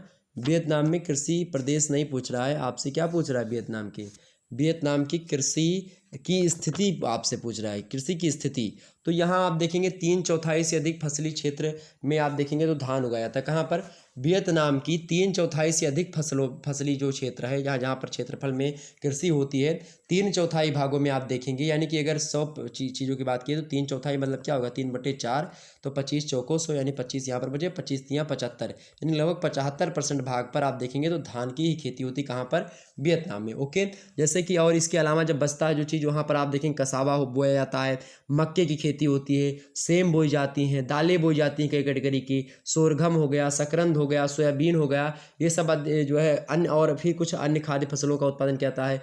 व्यापारिक फसलों में आप देखेंगे मूंगफली हो गई, गन्ना हो गई, और मतलब गन्ना हो गया, चाय, तंबाकू, नारियल, कहवा, रबर, जूट, ये सब जो है व्यापारिक फसलें। इसके अलावा फलों की खेती भी आप देखेंगे, जो ऊंचे तटबंध इलाके होते हैं वहाँ पर फलों की खेती भी आप वियतनाम में देख सकते हैं। और यहाँ धान की कृषि की प्रधानता इस बात से स्पष्ट होती है कि यहाँ 1.5 करोड़ टन से अधिक चावल का उत्पादन एक वर्ष में होता है, जो कि विश्व का लगभग 3.3% है। और उत्तरी वियतनाम एवं सहायक नदियों की जो घाटी है, उनकी जो बेसिन है, और डेल्टाई जो क्षेत्र है, दक्षिणी वियतनाम के मैकांग जो नदी है उसका जो डेल्टा क्षेत्र है वो उपजाऊ है, धान के लायक बढ़िया खेती वहाँ पर होती है, इसलिए धान की खेती की प्रधानता यहाँ पर ज़्यादा है। इसके अलावा टेकिंग डेल्टा में जनसंख्या घनत्व तो 1000 प्रति वर्ग किलोमीटर से भी अधिक है, और यहाँ पर धान की गहन कृषि की जाती है। जोत लगभग 1 हेक्टेयर के लोग होते हैं, मतलब 1 हेक्टेयर होते हैं जोत, और कृषि नदियों के बाढ़ के जल नियंत्रण पर निर्भर करते हैं। तो इस प्रकार से यहाँ पर धान के लिए बहुत अच्छी स्थिति है, ताकि धान यहाँ पर अच्छे हो जाएंगे। ओके, आगे बढ़ते हैं और इन मुद्दों को हम समझने का प्रयास करते हैं। अगला प्रश्न देखिएगा, अगला प्रश्न आपके समक्ष कौन सा है, और करके थाईलैंड की कृषि पर संक्षिप्त टिप्पणी लिखिए। थाईलैंड की कृषि के बारे में हमसे पूछ रहा है। तो थाईलैंड चूंकि एक कृषि प्रधान है, जैसे भारत अपना कृषि प्रधान है, वैसे थाईलैंड भी एक कृषि प्रधान देश है। थाईलैंड क्या है? थाईलैंड एक कृषि प्रधान देश है, और यहाँ कृषि में 1/3 भूमि पर 3/4 जनसंख्या जो है संलग्न है। यानी कि यहाँ कृषि भूमि जो है, कृषि भूमि में, यानी कि अगर 100% कृषि भूमि है तो वहाँ पर 1/3 जो भूमि है, 1/3 भूमि पर 1/3 भूमि, यानी कि लगभग 3 से अगर गुणा करेंगे तो 33% जो भूमि है, यानी अगर 100 बीघा है तो 33 बीघा पर आप देखेंगे जो है वहाँ की जो 3/4 जनसंख्या होती है वो संलग्न है। 3/4 जनसंख्या मतलब क्या होता है? 75% जनसंख्या जो है मात्र 33% पर ही जो है एक प्रकार से खेती करती है। और इसके अलावा आप देखेंगे, इसके अलावा अगर मैं बता दूँ आपको, इसके अलावा मेरे प्यारे दोस्तों, इसके अलावा यहाँ पर आप देखेंगे, इसके अलावा आप यहाँ पर क्या देख सकते हो भाई, इसके अलावा आप थाईलैंड की अगर हम बात करें, थाईलैंड की बात करें विशेष करके थाईलैंड की, तो थाईलैंड में कुल राष्ट्रीय उत्पादन का 35% जो है यहाँ से प्राप्त होता है। कुल राष्ट्रीय उत्पादन का 35% जो होता है ये थाईलैंड की कृषि भूमि से प्राप्त होता है। और 180 लाख हेक्टेयर भूमि कृषि एवं 166 लाख हेक्टेयर भूमि सरकारी वन संपदा और चारागाह, और 166 लाख हेक्टेयर में अन्य प्रकार की जो भूमि है उसमें दलदल वगैरह भी शामिल है। और यहाँ कृषि में, यानी थाईलैंड में कृषि में आप देखेंगे तो व्यापारिक कृषि और निर्वाहक दोनों प्रकार की कृषि हम देख सकते हैं, यानी कि निर्वाह के लिए की कृषि की जाती है, और व्यापार यानी कि बेचने के लिए भी कृषि होती है। तो जीवन निर्वाह के लिए भी जो है कृषि होती है थाईलैंड में, और व्यापार करने के लिए भी यहाँ पर कृषि होती है। कहाँ पर? थाईलैंड में। ओके, ये बात ध्यान रखेंगे। लगभग अगर बात करें थाईलैंड की, तो थाईलैंड जो है इंडोनेशिया के बाद दक्षिणी पूर्वी एशिया में सबसे अधिक धान कहीं पर होता है तो थाईलैंड में ही होता है, और धान प्रमुख फसल यहाँ की है। 1990 के आंकड़ों के अनुसार अगर बात की जाए तो 92 लाख हेक्टेयर भूमि है, मतलब कि लगभग आधे से अधिक भूमि पर केवल धान की खेती हुई थी। ओके, ये बात ध्यान रखेंगे आप। इसके अलावा और भी व्यापारिक फसलों में देखेंगे, जैसे कि जो है तंबाकू, कपास, मूंगफली हो गया, ये सब बोई जाती है। और इसके अलावा जो है नारियल, तरबूज, केला, शकरकंद, ये सब फल भी उगाए जाते हैं यहाँ पर। ओके, इसके अलावा और भी आप चीज़ खाद्यान्न फसलों में मक्का, कसावा, सूखी सेमें, सोरधम, सोयाबीन, ये सब फसलें उत्पादित होती हैं। तो इस प्रकार से यहाँ पर आप देख सकते हो। ओके, ये चीज़ क्लियर हो गई। 60% चावल यहाँ के मध्यवर्तीय जो मैदान है वहाँ से ही प्राप्त कर लिए जाते हैं, और निर्यात का 75% भी यहीं से प्राप्त होता है चावल, यानी निर्यात जो चावल होता है इसी प्रदेश से जो है भेजा जाता है खास करके। ओके, तो ये चीज़ आपके लिए क्लियर हो गई। और धान का दूसरा सबसे महत्वपूर्ण क्षेत्र यहाँ का उत्तरी उच्च भूमि है, जहाँ सिंचाई की सहायता से नदी घाटियों में इसकी खेती होती है। यहाँ मोटे किस्म की धान पैदा किए जाते हैं जिसका निर्यात नहीं होता, यानी कि वही खा पी लिया जाता है, इस प्रकार से होता है। और कोन पठार में आप देखेंगे नाममोन तथा नामसी जो नदियाँ हैं उनकी घाटियों में चावल का उत्पादन होता है, किंतु घाटी में आप देखेंगे दूर पहाड़ी क्षेत्रों में स्थानांतरशील कृषि द्वारा इसका उत्पादन होता है। कोरात के पठार में महीन किस्म का धान पैदा होता है, और देश के कुल उत्पादन का लगभग 30% एवं महीन किस्म का धान मतलब कि कुल निर्यात का 20% चावल जो होता है यहाँ का पैदा होता है। तो थाईलैंड की कृषि में धान के बाद दूसरी महत्वपूर्ण फसल जो कोई है वो कौन सी है? रबर है। धान अगर सबसे ज़्यादा मात्रा में थाईलैंड में बोया जाता है, उसके बाद में क्या है, अधिकतर दक्षिणी पूर्वी एशियाई में अधिकतर देशों में आप देखेंगे तो धान की खेती नंबर 1 पर होती है। ओके, चूँकि मछली मत्स्य भी वहाँ पर मछली भी का उत्पादन कर लेंगे, मछली भी निकाल लेंगे, और तो मछली चावल जो है जहाँ का फेमस जो है एक प्रकार से आप देखेंगे खास करके भोजन वगैरह मिल सकता है। ठीक, तो ये चीज़ें हैं। और दूसरी चीज़ रबर, थाईलैंड वगैरह में रबर जो है दूसरी महत्वपूर्ण फसल है, और मूल रूप से रबर जो है व्यावसायिक फसल है। रबर उत्पादन में दक्षिणी पूर्वी एशिया में तीसरा स्थान है किसका? थाईलैंड का। ओके, पहले नापा गया था। और अब एक बार आप देख लीजिएगा डाटा गूगल पर, तो थाईलैंड मतलब घटता बढ़ता रहता है। ओके, ये बात ध्यान रखिएगा। तो ये थी थाईलैंड की कृषि पर संक्षिप्त टिप्पणी जो कि मैंने आपको बता दी। आगे देखिएगा, 5वां प्रश्न आपके समझ दिया हुआ है। 5वां प्रश्न दिया हुआ है, इसको हम समझते हैं। 5वां प्रश्न क्या दिया हुआ है भाई? 5वां प्रश्न आपको दिया हुआ है, 5वां प्रश्न दिया हुआ है कि दक्षिणी पूर्वी एशिया की धरातलीय संरचना का वर्णन कीजिए। दक्षिणी पूर्वी एशिया के धरातलीय, क्या बोला जा रहा है आपसे? धरातलीय संरचना का वर्णन कीजिए। बताइए भाई, दक्षिण पूर्वी एशिया का धरातलीय संरचना कैसी है? दक्षिणी पूर्वी एशिया की धरातलीय संरचना के बारे में आपसे प्रश्न पूछ रहा है, फटाफट से आप बताने का प्रयास करेंगे। धरातलीय संरचना, दक्षिणी पूर्वी एशिया की धरातलीय संरचना। पानी पी ले थोड़ा सा, उसके बाद में हम इस प्रश्न के उत्तर को बताते हैं। चलिए, तो दक्षिण पूर्वी एशिया की धरातलीय संरचना का वर्णन कीजिए, प्रश्न आपसे पूछा जा रहा है। तो ये समझते हैं इसके, यानी कि structure relief of south east Asia. दक्षिणी पूर्वी एशिया की बात की जाए तो अक्षांशीय स्थिति के कारण से यह अन्य बृहद प्रदेशों से क्या है? भिन्न है। आप देखें, कर्क रेखा दक्षिणी एशिया के भाग से लगभग मध्य से और पूर्वी एशिया के दक्षिणी उपांत से आप देखेंगे तो गुजरती है, और भौम्य यहाँ की भूमि की जो आकृति है उसके विन्यास से यह प्रदेश भारतीय उपमहाद्वीप अथवा चीन से अलग दिखाई पड़ेगा। यहाँ पर आप देखेंगे विशाल मोड़दार पर्वत हैं और विशाल जलोढ़ मैदान यहाँ पर आप देख सकते हैं, मतलब कि विशाल मोड़दार पर्वतों एवं विशाल जलोढ़ मैदान दिखाई तो पड़ेंगे लेकिन बड़ी कम मात्रा में दिखाई पड़ेंगे। यहाँ पर आंतरिक पठार एवं सक्रिय तटीय मैदानों की प्रधानता होती है। मोड़दार पर्वत कम मिलेंगे। ओके, ये बात भी ध्यान रखिए, जलोढ़ मैदान भी कम मिलेंगे लेकिन यहाँ पर सक्रिय तटीय मैदानों की प्रधानता ज़्यादा मिलेंगी। और इस प्रखंड में वर्ष भर उच्च तापमान एवं अधिक वर्षा होने के कारण से या सघन वनों के विशाल क्षेत्र मिलते हैं। यहाँ पर आप देखेंगे जो सक्रिय तटीय मैदान होते हैं वहाँ पर सघन वन मिलते हैं। अत्यधिक वर्षा के कारण से इन क्षेत्रों में क्या होता है कि नदियों के द्वारा क्या होता है, जलोढ़ मिट्टी वाले क्षेत्रों तथा जावा में आप देखेंगे तो ज्वालामुखी उद्गार से बनी मिट्टियों को छोड़ करके सभी मिट्टी अत्यधिक जो है मतलब कि अपक्षालित हुई है, यानी कि कटी फटी मिलेंगी, और परिणाम स्वरूप जो है अनुपजाऊ है। चूँकि जब मिट्टी मतलब कि अनुर्वर कब होती है?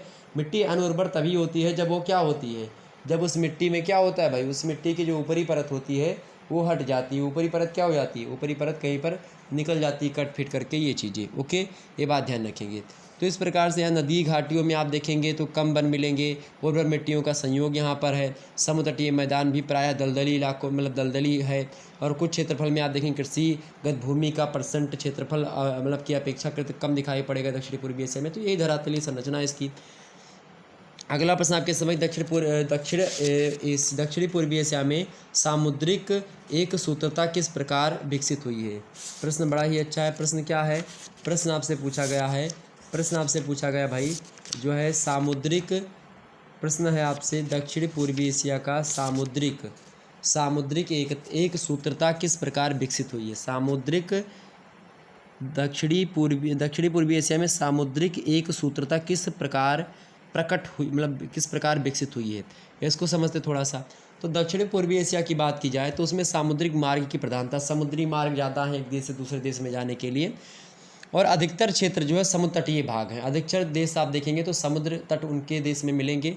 तो इस प्रकार से यहाँ सामुद्रिक मार्गों द्वारा अनेक बिखरे हुए द्वीपों के एक सूत्र होने की सुविधा हुई है, और प्राचीन काल में भारतीय सभ्यता एवं संस्कृति का प्रसार तथा 15वीं सदी में मलेशिया इंडोनेशिया में इस्लाम का प्रचार प्रसार यहाँ समुद्र मार्ग के द्वारा ही हुआ है। और आंतरिक क्षेत्रों के दुर्गम होने के कारण से यहाँ के लगभग सभी देशों का व्यापार जो है बाह्योन्मुख है, परंतु मलक्का से आप दक्षिण चीन के महत्वपूर्ण अक्षीय समुद्री मार्ग पर कभी एक शासक का संपूर्ण अधिकार नहीं हो पाया, और इससे भिन्न यूरोपीय देशों के आधिपत्य क्षेत्र में विभक्त होने से इस प्रदेश में राष्ट्रों में परस्पर घनिष्ठ आर्थिक संबंध भी स्थापित नहीं हो सका।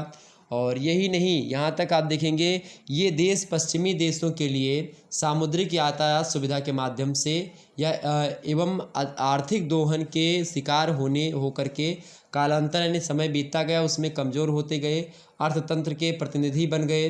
जबकि यही तत्व आप देखेंगे समय के बदलते हिसाब से यानी कालांतर में स्वतंत्र राष्ट्रों के परस्पर संगठन के माध्यम बन गए। और ये सब कहीं ना कहीं पे जो है ये सूत्रता देखने को मिलती है, क्योंकि नदी में आप देखेंगे तो समुद्री मार्ग फैले हुए हैं और समुद्री मार्गों के माध्यम से एक दूसरे देशों की जो है सघनता बढ़ी है। आजकल एक दूसरे देश आपस में सहयोग और एक प्रकार से जो है आप देखेंगे एक दूसरे का समर्थन भी कर रहे हैं, कहीं कहीं ना कहीं संघर्ष भी है।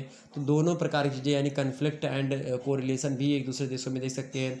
कच्चा माल कहीं पर मतलब कि आयात निर्यात भी बढ़े हैं, ठीक है, दूसरे देशों के लिए भी, और इस प्रकार चीज़ें यहाँ पर आप देख सकते हो। ये चीज़ें हो गई। आगे बढ़ते और भी मुद्दों को हम समझने का प्रयास।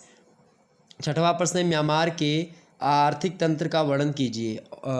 तो प्रश्न बताइए, प्रश्न क्या है आपके? प्रश्न है कि म्यांमार के आर्थिक तंत्र का वर्णन कीजिए। म्यांमार के आर्थिक तंत्र का वर्णन कीजिए। तो म्यांमार की अगर बात की है तो यहाँ पर आप देखेंगे भूमि उपयोग और कृषि भी होती है अधिक मात्रा में, यानी कि यहाँ पर धान, मक्का, गेहूँ, मिलेट, गन्ना, मूंगफली, तंबाकू, पटसन, ये सब कृषि होती है। और कृषि में धान उत्पादन की प्रधानता है। और कृषि मतलब कि कुल कृषिगत भूमि के आधे भाग पर धान का उत्पादन होता है। और म्यांमार जो है दक्षिणी पूर्वी एशिया का सर्वप्रमुख चावल निर्यातक देश है, यानी चावल बेचने वाला सबसे बड़ा देश है। और इसका उत्पादन पहले शुष्क घाटी क्षेत्रों में सीमित था, जहाँ जनसंख्या का घनत्व अधिक था। वर्षा कम होने के कारण से यहाँ वनस्पति साफ करने में आसानी थी। वर्षा की कमी सिंचाई के द्वारा पूरी कर ली जाती थी और इस प्रकार से यहाँ पर जो है धान की खेती होती थी। ओके, तो इस प्रकार से आप देख सकते हो। तो यहाँ पर कृषि के कारण से एक तो कृषि हो गई यहाँ पर, यानी कि यहाँ पर कृषि होती है, इसीलिए जो है यहाँ पर एक प्रकार से आर्थिक तंत्र यहाँ पर कृषि की वजह से। दूसरी चीज़ क्या है? लकड़ी उद्योग, यानी कि म्यांमार में लकड़ी काटना महत्वपूर्ण आर्थिक कार्य है और देश के निर्यात में लकड़ी के बाद दूसरा स्थान सागौन लकड़ी का है। 2005 ईस्वी में 30 लाख घन मीटर औद्योगिक लकड़ी का उत्पादन हुआ था। और यह उद्यम प्रधानता पीगू योमा तथा भू जो घाटी है उसके मिश्रित पतझड़ी जो वन है वहाँ से एक प्रकार से वो महत्वपूर्ण भूमिका अदा करते हैं। और यहाँ की लकड़ी की अच्छी मांग विदेशों में आप देखेंगे ज़्यादा रहती है, कहाँ के? म्यांमार के। ओके, तो इस प्रकार से ये दूसरी चीज़। तीसरी चीज़ कौन सी? उद्योग धंधे यहाँ की बात कर लेते हैं। आर्थिक तंत्र में क्या उद्योग धंधे आते हैं आपके? उद्योग धंधे, लकड़ी उद्योग या भी कुछ भी उद्योग या फिर व्यावसायिक चीज़ें या कृषि वगैरह, ये सब आर्थिक तंत्र में ही आते हैं। ओके, तो उद्योग धंधों की अगर बात करें हम तो 1950 ईस्वी तक म्यांमार में दक्षिणी पूर्वी एशिया के देशों की तुलना में न्यूनतम औद्योगिकरण हुआ था। कुछ राष्ट्रीय उत्पादन का मात्र लगभग 12% उद्योगों से प्राप्त होता था। उद्योग प्रधानता कच्चे पदार्थों के जो है पारिश्रकरण से संबंधित थे। कुल औद्योगिक श्रमिकों के 50% चावल मिलों में, 11% लकड़ी चीरने की मशीनों पर तथा 12% तेल मिलों में संलग्न थे कुछ लोग। अब आप देखें कुटीर उद्योग में कुछ लोग, कुछ वस्त्र, कुछ धातु और कुछ लकड़ी के सामान बनाने में लगे हुए हैं। स्वतंत्रता प्राप्ति के बाद क्या हुआ? 1948 के बाद में रंगून क्षेत्र जो पड़ता है, कहते हैं कि मेरे पिया गए रंगून, वहाँ से किया है टेलीफोन। आप लोगों ने जो है देखा होगा, मूवी देखिए रंगून मूवी।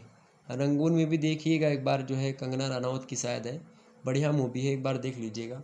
तो रंगून जो मूवी है उसमें आप थोड़ा सा देख सकते हैं, पुरानी जो है कलाकृति के बारे में चीज़ें बताई गई हैं। तो रंगून जो मूवी मतलब कि रंगून जो है क्षेत्र जो है वो म्यांमार का प्रमुख औद्योगिक क्षेत्र है। रंगून में आप देखेंगे तो रंगून क्षेत्र में कई भारी उद्योगों की नींव पड़ी है, जैसे कि उसमें आप देखेंगे इस्पात, यमान नामक स्थान पर इस्पात की फैक्ट्री, सीमेंट की फैक्ट्री, जो है थाइट वेरी सॉरी। तो जो सीमेंट का उद्योग आप देखेंगे जो है थाईटोमियो में, जूट आप देखेंगे थामेंग में, ईंट और खपरेल के भी वहाँ पर देखेंगे चीज़ें हैं दीनोगोन में। औषधि, सूत एवं चीनी भी आप देखेंगे, ये सब रंगून के कारखाने हैं। और म्यांमार के 3 प्रमुख औद्योगिक क्षेत्र हैं, उनमें रंगून नंबर 1 पर है। रंगून में आप देखेंगे लकड़ी चीरने के कारखाने अधिक मात्रा में मिलते हैं और एक चावल का भी कारखाना है, सोयाबीन दूध कारखाना भी है, मछली को डिब्बा बंद करने का भी कारखाना है। और दूसरा जो क्षेत्र है वो उद्योगों में आप देखें केंद्रीकरण का दूसरा नगर जो है मध्य घाटी में स्थित है, यानी कि जिसको हम क्या कहते हैं? म्यांयान कहते हैं। तो म्यांयान है जो कि कलेवा कोयला खान यहाँ पर है। बालूयांग जल विद्युत केंद्र के मध्य पेट्रोल क्षेत्र के जो है निकट माडले से लगभग किलोमीटर दक्षिण पश्चिम में इरावदी नदी जो है उसके किनारे बसा हुआ है। यहाँ पर जस्ता पिघलाने तथा उसको बनाने या फिर सल्फ्यूरिक अम्ल एवं उर्वरक उत्पादन के रासायनिक कारखाने भी यहाँ पर आप देख सकते हो। और जो तीसरा उद्योगिक यहाँ पर जो क्षेत्र है वो है जो है अराकानियोमा, जो पहाड़ी है, यानी जो पर्वत है, उसमें स्थित जो है पोना ग्यून केंद्र जो है, जहाँ जो है सैंगदीन विद्युत केंद्र से प्राप्त जो ऊर्जा होती है उसके आधार पर बांस की लुगदी बनाई जाती है। उससे कागज़ का निर्माण, कास्टिक सोडा एवं क्लोराइड के कारखाने भी आप देख सकते हैं यहाँ पर। इस प्रकार से ये चीज़ें हो गई जो कि मैंने आपको बता दी है। ओके, ये बात ध्यान रखेंगे। आगे हम देखते हैं और इन मुद्दों को समझने का प्रयास करते हैं। अगला प्रश्न आपके समक्ष क्या हुआ है? अगला प्रश्न आपके समक्ष जो है क्या दिया हुआ है भाई, देखिए सभी लोग फटाफट से। अगला प्रश्न आपके समक्ष है, अगला प्रश्न है इंडोनेशिया की कृषि के बारे में आपसे प्रश्न पूछ रहा है। इंडोनेशिया की कृषि, ओके, इंडोनेशिया की कृषि के बारे में आपसे प्रश्न पूछ रहा है। तो क्या लिखेंगे इसमें भाई? इंडोनेशिया की कृषि के बारे में आपसे इंडोनेशिया की कृषि के बारे में प्रश्न पूछ रहा है, तो क्या लिखोगे आप? फटाफट से बताने का प्रयास करोगे। इंडोनेशिया की कृषि, इंडोनेशिया या इंडोनेशिया की कृषि का वर्णन कीजिए। तो आइए देखते भाई इसमें यहाँ पर कृषि कैसी होती है। तो इंडोनेशिया या इंडोनेशिया की बात की जाए तो संपूर्ण इंडोनेशिया के लगभग 10% से भी कम जगह पर, यानी क्षेत्रफल पर आप देखेंगे तो कृषि होती है। बहुत कम क्षेत्रफल पर कृषि होती है, परंतु 60% जनसंख्या इंडोनेशिया की कृषि और वन एवं मत्स्य उत्पादन में लगी हुई है। ठीक है, और यहाँ कृषि के दो स्वरूप हैं। एक तो छोटी जोतों पर किसानों द्वारा जो है अन्न उत्पादन किया जाता है, और एक बड़े फर्मों पर व्यापारिक फसलों का उत्पादन किया जाता है। अधिकतर लोग जो हैं छोटे किसान हैं, जो कि धान बोते हैं, मक्का यानी कि जो धरी जिसको कहते हैं वो बोते हैं, शकरकंद बोते हैं, और भी अन्य खाद्य फसलें जो है वो पैदा करते हैं। तो ये अधिकतर लोग करते हैं। और धान जो है यहाँ की प्रमुख फसल है इंडोनेशिया की। वैसे दक्षिणी पूर्वी एशिया की हर देश के जो है धान ही प्रमुख फसल है, ये बात ध्यान रखेंगे। तो आप बना करके हर एक फसल में धान, मक्का और गन्ना, व्यापारिक फसलों में रबर, ये सब आप लिख सकते हो, इसमें कोई दिक्कत नहीं। कॉमन है, ये हर में पूछी जाती है। ओके, तो कोई दिक्कत की बात नहीं। अगर एक आध का भी पता है, अगर उसको भी आप लोगों ने इधर उधर का लिख दिया तो उतना ज़्यादा डिफरेंट नहीं होता, सब उसी में मिल जाएगा, परेशान होने की आवश्यकता नहीं है। जो भी आपको याद है, जो भी फसलें याद है, जैसे गन्ना हो गया, रबर हो गया और मक्का हो गया, और इसके अलावा और जो है वृक्षों में आप देखेंगे जैसे सागौन हो गया, ये सब यहाँ पर अधिक मात्रा में मिलेंगे दक्षिणी पूर्वी एशिया में। तो चावल का उत्पादन, कसावा वगैरह ये बता दीजिएगा। ये सब बागायती फसलों में कहवा, नारियल, तंबाकू ये भी, और तंबाकू, रबर, गन्ना, चाय, कहवा, नारियल, ये तो बड़े फेमस है यहाँ के। ये सभी को कसावा वगैरह भी हमेशा सब में ही आपको मिलेगा। ठीक है, शकरकंद और जो है धान, मक्का, ये सब तो फेमस है। ये सब चीज़ें, धान और मक्का अधिक मात्रा में इधर होते हैं पूर्वी इलाकों में। ओके, तो यहाँ पर आप देख सकते हो, यहाँ पर क्या बताओगे, क्या बताओगे? अधिकतर लोग यहाँ पर कैसे हैं? छोटे किसान हैं, जो कि धान बोते हैं, मक्का बोते हैं, शकरकंद बोते हैं, और भी अन्य खाद्य फसलें जो होते हैं उसको तैयार करते हैं। धान प्रमुख फसल है, जो कि कुल कृषिगत भूमि के 2/3 भाग से अधिक भाग पर धान की खेती होती है। दूसरा स्थान मक्का का है। चावल का उत्पादन अधिक होने पर इंडोनेशिया चावल के लिए आत्मनिर्भर नहीं है, क्योंकि यहाँ की जनसंख्या ज़्यादा है। इसकी कमी को पूरा करने के लिए अन्य फसलों जैसे कि कसावा, मक्का, इन सभी का उत्पादन होता है। बागायती फसलों में गन्ना, चाय, कहवा, नारियल, तंबाकू, रबर, ये सब मैंने बार बार बताया, ये सब उल्लेखनीय होते हैं। तो बस इतना चीज़ आपको कर लेनी है, निश्चित तौर पर आपका हो जाएगा। इसी प्रकार से और भी आपसे पूछेगा तो आसानी से आप बता देंगे, कोई दिक्कत की बात नहीं। ये सब चीज़ें क्लियर हो गई आपकी। आगे समझते हैं हम, आगे समझते हैं और मुद्दों को सजाने का प्रयास करते हैं भाई, और भी मुद्दों को हम जानने का प्रयास करते हैं। आपके जो है एग्ज़ाम पॉइंट अभी उससे बढ़िया प्रश्न होंगे। ओके, आइए देखते हैं। तो इस प्रकार से यहाँ पे आपके समाप्त हुए लघुत्तरीय टाइप के प्रश्न। तो अब लगभग यहाँ पर मेरा समय भी समाप्त होता है। थोड़ा समय 12 मिनट में ज़्यादा आपका ले लिया हूँ, उसके लिए बहुत बहुत माफ़ी चाहेंगे। फिर भी आप देखेंगे यहाँ पर केवल 2 प्रश्न आपको करने होते हैं दीर्घोत्तरीय टाइप के, और दीर्घोत्तरीय टाइप के प्रश्न आपको करने की आवश्यकता नहीं पड़ेगी। जितना मैंने बता दिया है इतने पर अगर आप 2-3 बार वीडियो को देख लेंगे तो आपका हो जाएगा कंप्लीट। ओके, केवल 2 प्रश्न करने, खंडसा के 500 शब्दों में प्रश्न के उत्तर को लिखना है। 2 प्रश्न के उत्तर आपको करने होंगे, बात ध्यान रखेंगे। और 5 प्रश्नों में से केवल 2 प्रश्नों को आपको छांटना। सबसे मजेदार बात यह है, पहला प्रश्न क्या है आपके समक्ष? दक्षिणी पूर्वी एशिया का एशिया व विश्व के दक्षिण पूर्वी एशिया का एशिया व विश्व के संदर्भ में संक्षिप्त परिचय दीजिए। मोस्ट और मोस्ट इंपोर्टेंट प्रश्न, इस प्रश्न को जरूर पढ़ लीजिएगा, जरूर से जरूर पढ़ लीजिएगा। यह प्रश्न आपके आएगा। दक्षिण पश्चिमी एशिया का क्षेत्रफल देख लीजिएगा, मैंने बताया भी क्षेत्रफल, जनसंख्या, वहाँ की कृषि, खनिज संपदा, और इसके अलावा वो जो देश है उनकी राजधानी, ये सब अगर आपको पता है ये सब लिख दीजिएगा, आपके हो जाएंगे। ओके, नक्शा वगैरह भी बना पाए तो बना दीजिएगा। ओके, ये बात भी ध्यान रखेंगे। अगर नहीं बना पाते तो कोई दिक्कत की बात नहीं। अगला प्रश्न आपके समक्ष है, दक्षिणी पूर्वी एशिया में खनिज संसाधनों और ऊर्जा संसाधनों का उल्लेख कीजिए। मोस्ट इंपॉर्टेंट प्रश्न है, ये भी प्रश्न आप पढ़ लीजिएगा। वहीं अगला प्रश्न है, दक्षिणी पूर्वी एशिया सहित संपूर्ण एशिया के सड़क और वायु परिवहन के प्रमुख मार्गों का उल्लेख कीजिए। बढ़िया प्रश्न एग्जाम पॉइंट ऑफ व्यू से। वहीं अगला प्रश्न 10वां नंबर, दक्षिणी पूर्वी एशिया के सामरिक महत्व की विवेचना कीजिए। ये प्रश्न जरूर आ सकता है आपकी परीक्षा में, ये प्रश्न भी याद रखिएगा। ओके, आप लोग पेपर जब हो जाएगा, जिस भी आप लोगों का जो पेपर होना चाहिए, इकोनॉमिक्स का पेपर आपका हुआ, आप लोगों ने नहीं सेंड किया, इकोनॉमिक्स का पेपर आपका जो हुआ वो सेंड कर दीजिएगा। मनोविज्ञान का पेपर जो हुआ या नहीं हुआ, होने वाला होगा, उसको सेंड कर दीजिएगा। मेरा व्हाट्सअप नंबर है 9161936062। इस पर आप लोग जो है व्हाट्सअप कर दीजिएगा, जो भी पेपर आपके हो रहे हैं उसको इस पर जो है पीडीएफ फॉर्म में इसको मेरे पास सेंड कर दीजिएगा। अगर पीडीएफ में नहीं हो पा रहा तो आप लोग फोटो खींच करके अच्छे तरीके से स्पष्ट दिखाई पड़े वो मेरे पास सेंड कर दीजिएगा। ओके, फिर मैं आपको दिखा दूंगा कि हाँ कैसे कैसे प्रश्न आए थे, क्या क्या चीज़ें। ओके, अन्य छात्रों के मतलब कि अन्य विश्वविद्यालय के छात्रों के लिए इंपॉर्टेंट हो जाएगा वो। अगला प्रश्न देखिए, इंडोनेशिया के खनिज संसाधनों, उद्योग धंधों एवं यातायात का वर्णन कीजिए। इंडोनेशिया के खनिज संसाधनों, उद्योग धंधों एवं यातायात का वर्णन कीजिए। मोस्ट इंपॉर्टेंट प्रश्न है, तो इन सभी प्रश्नों को आप लोग एक बार पढ़ लीजिएगा। इसके अलावा आप देखिएगा तृतीय वर्ष को लेकर के हमने जियोग्राफी का पेपर 1 आपके समक्ष अभी दिया है। इससे पहले एक और हमने दे दिया जाता है, उसको भी देख लीजिएगा। मोस्ट इंपॉर्टेंट प्रश्नों को इसमें समाहित किया गया, भौगोलिक विचारधारा को, इसको देख लीजिएगा। इसके अलावा इकोनॉमिक्स का पेपर 3 भी मैंने अवेलेबल करवा दिया, आप लोग उसको भी देख लीजिएगा, 3rd ईयर का। मिलते हैं फिर नेक्स्ट वीडियो में, तब तक के लिए आप सभी का बहुत बहुत धन्यवाद हमारे से जुड़ने के लिए।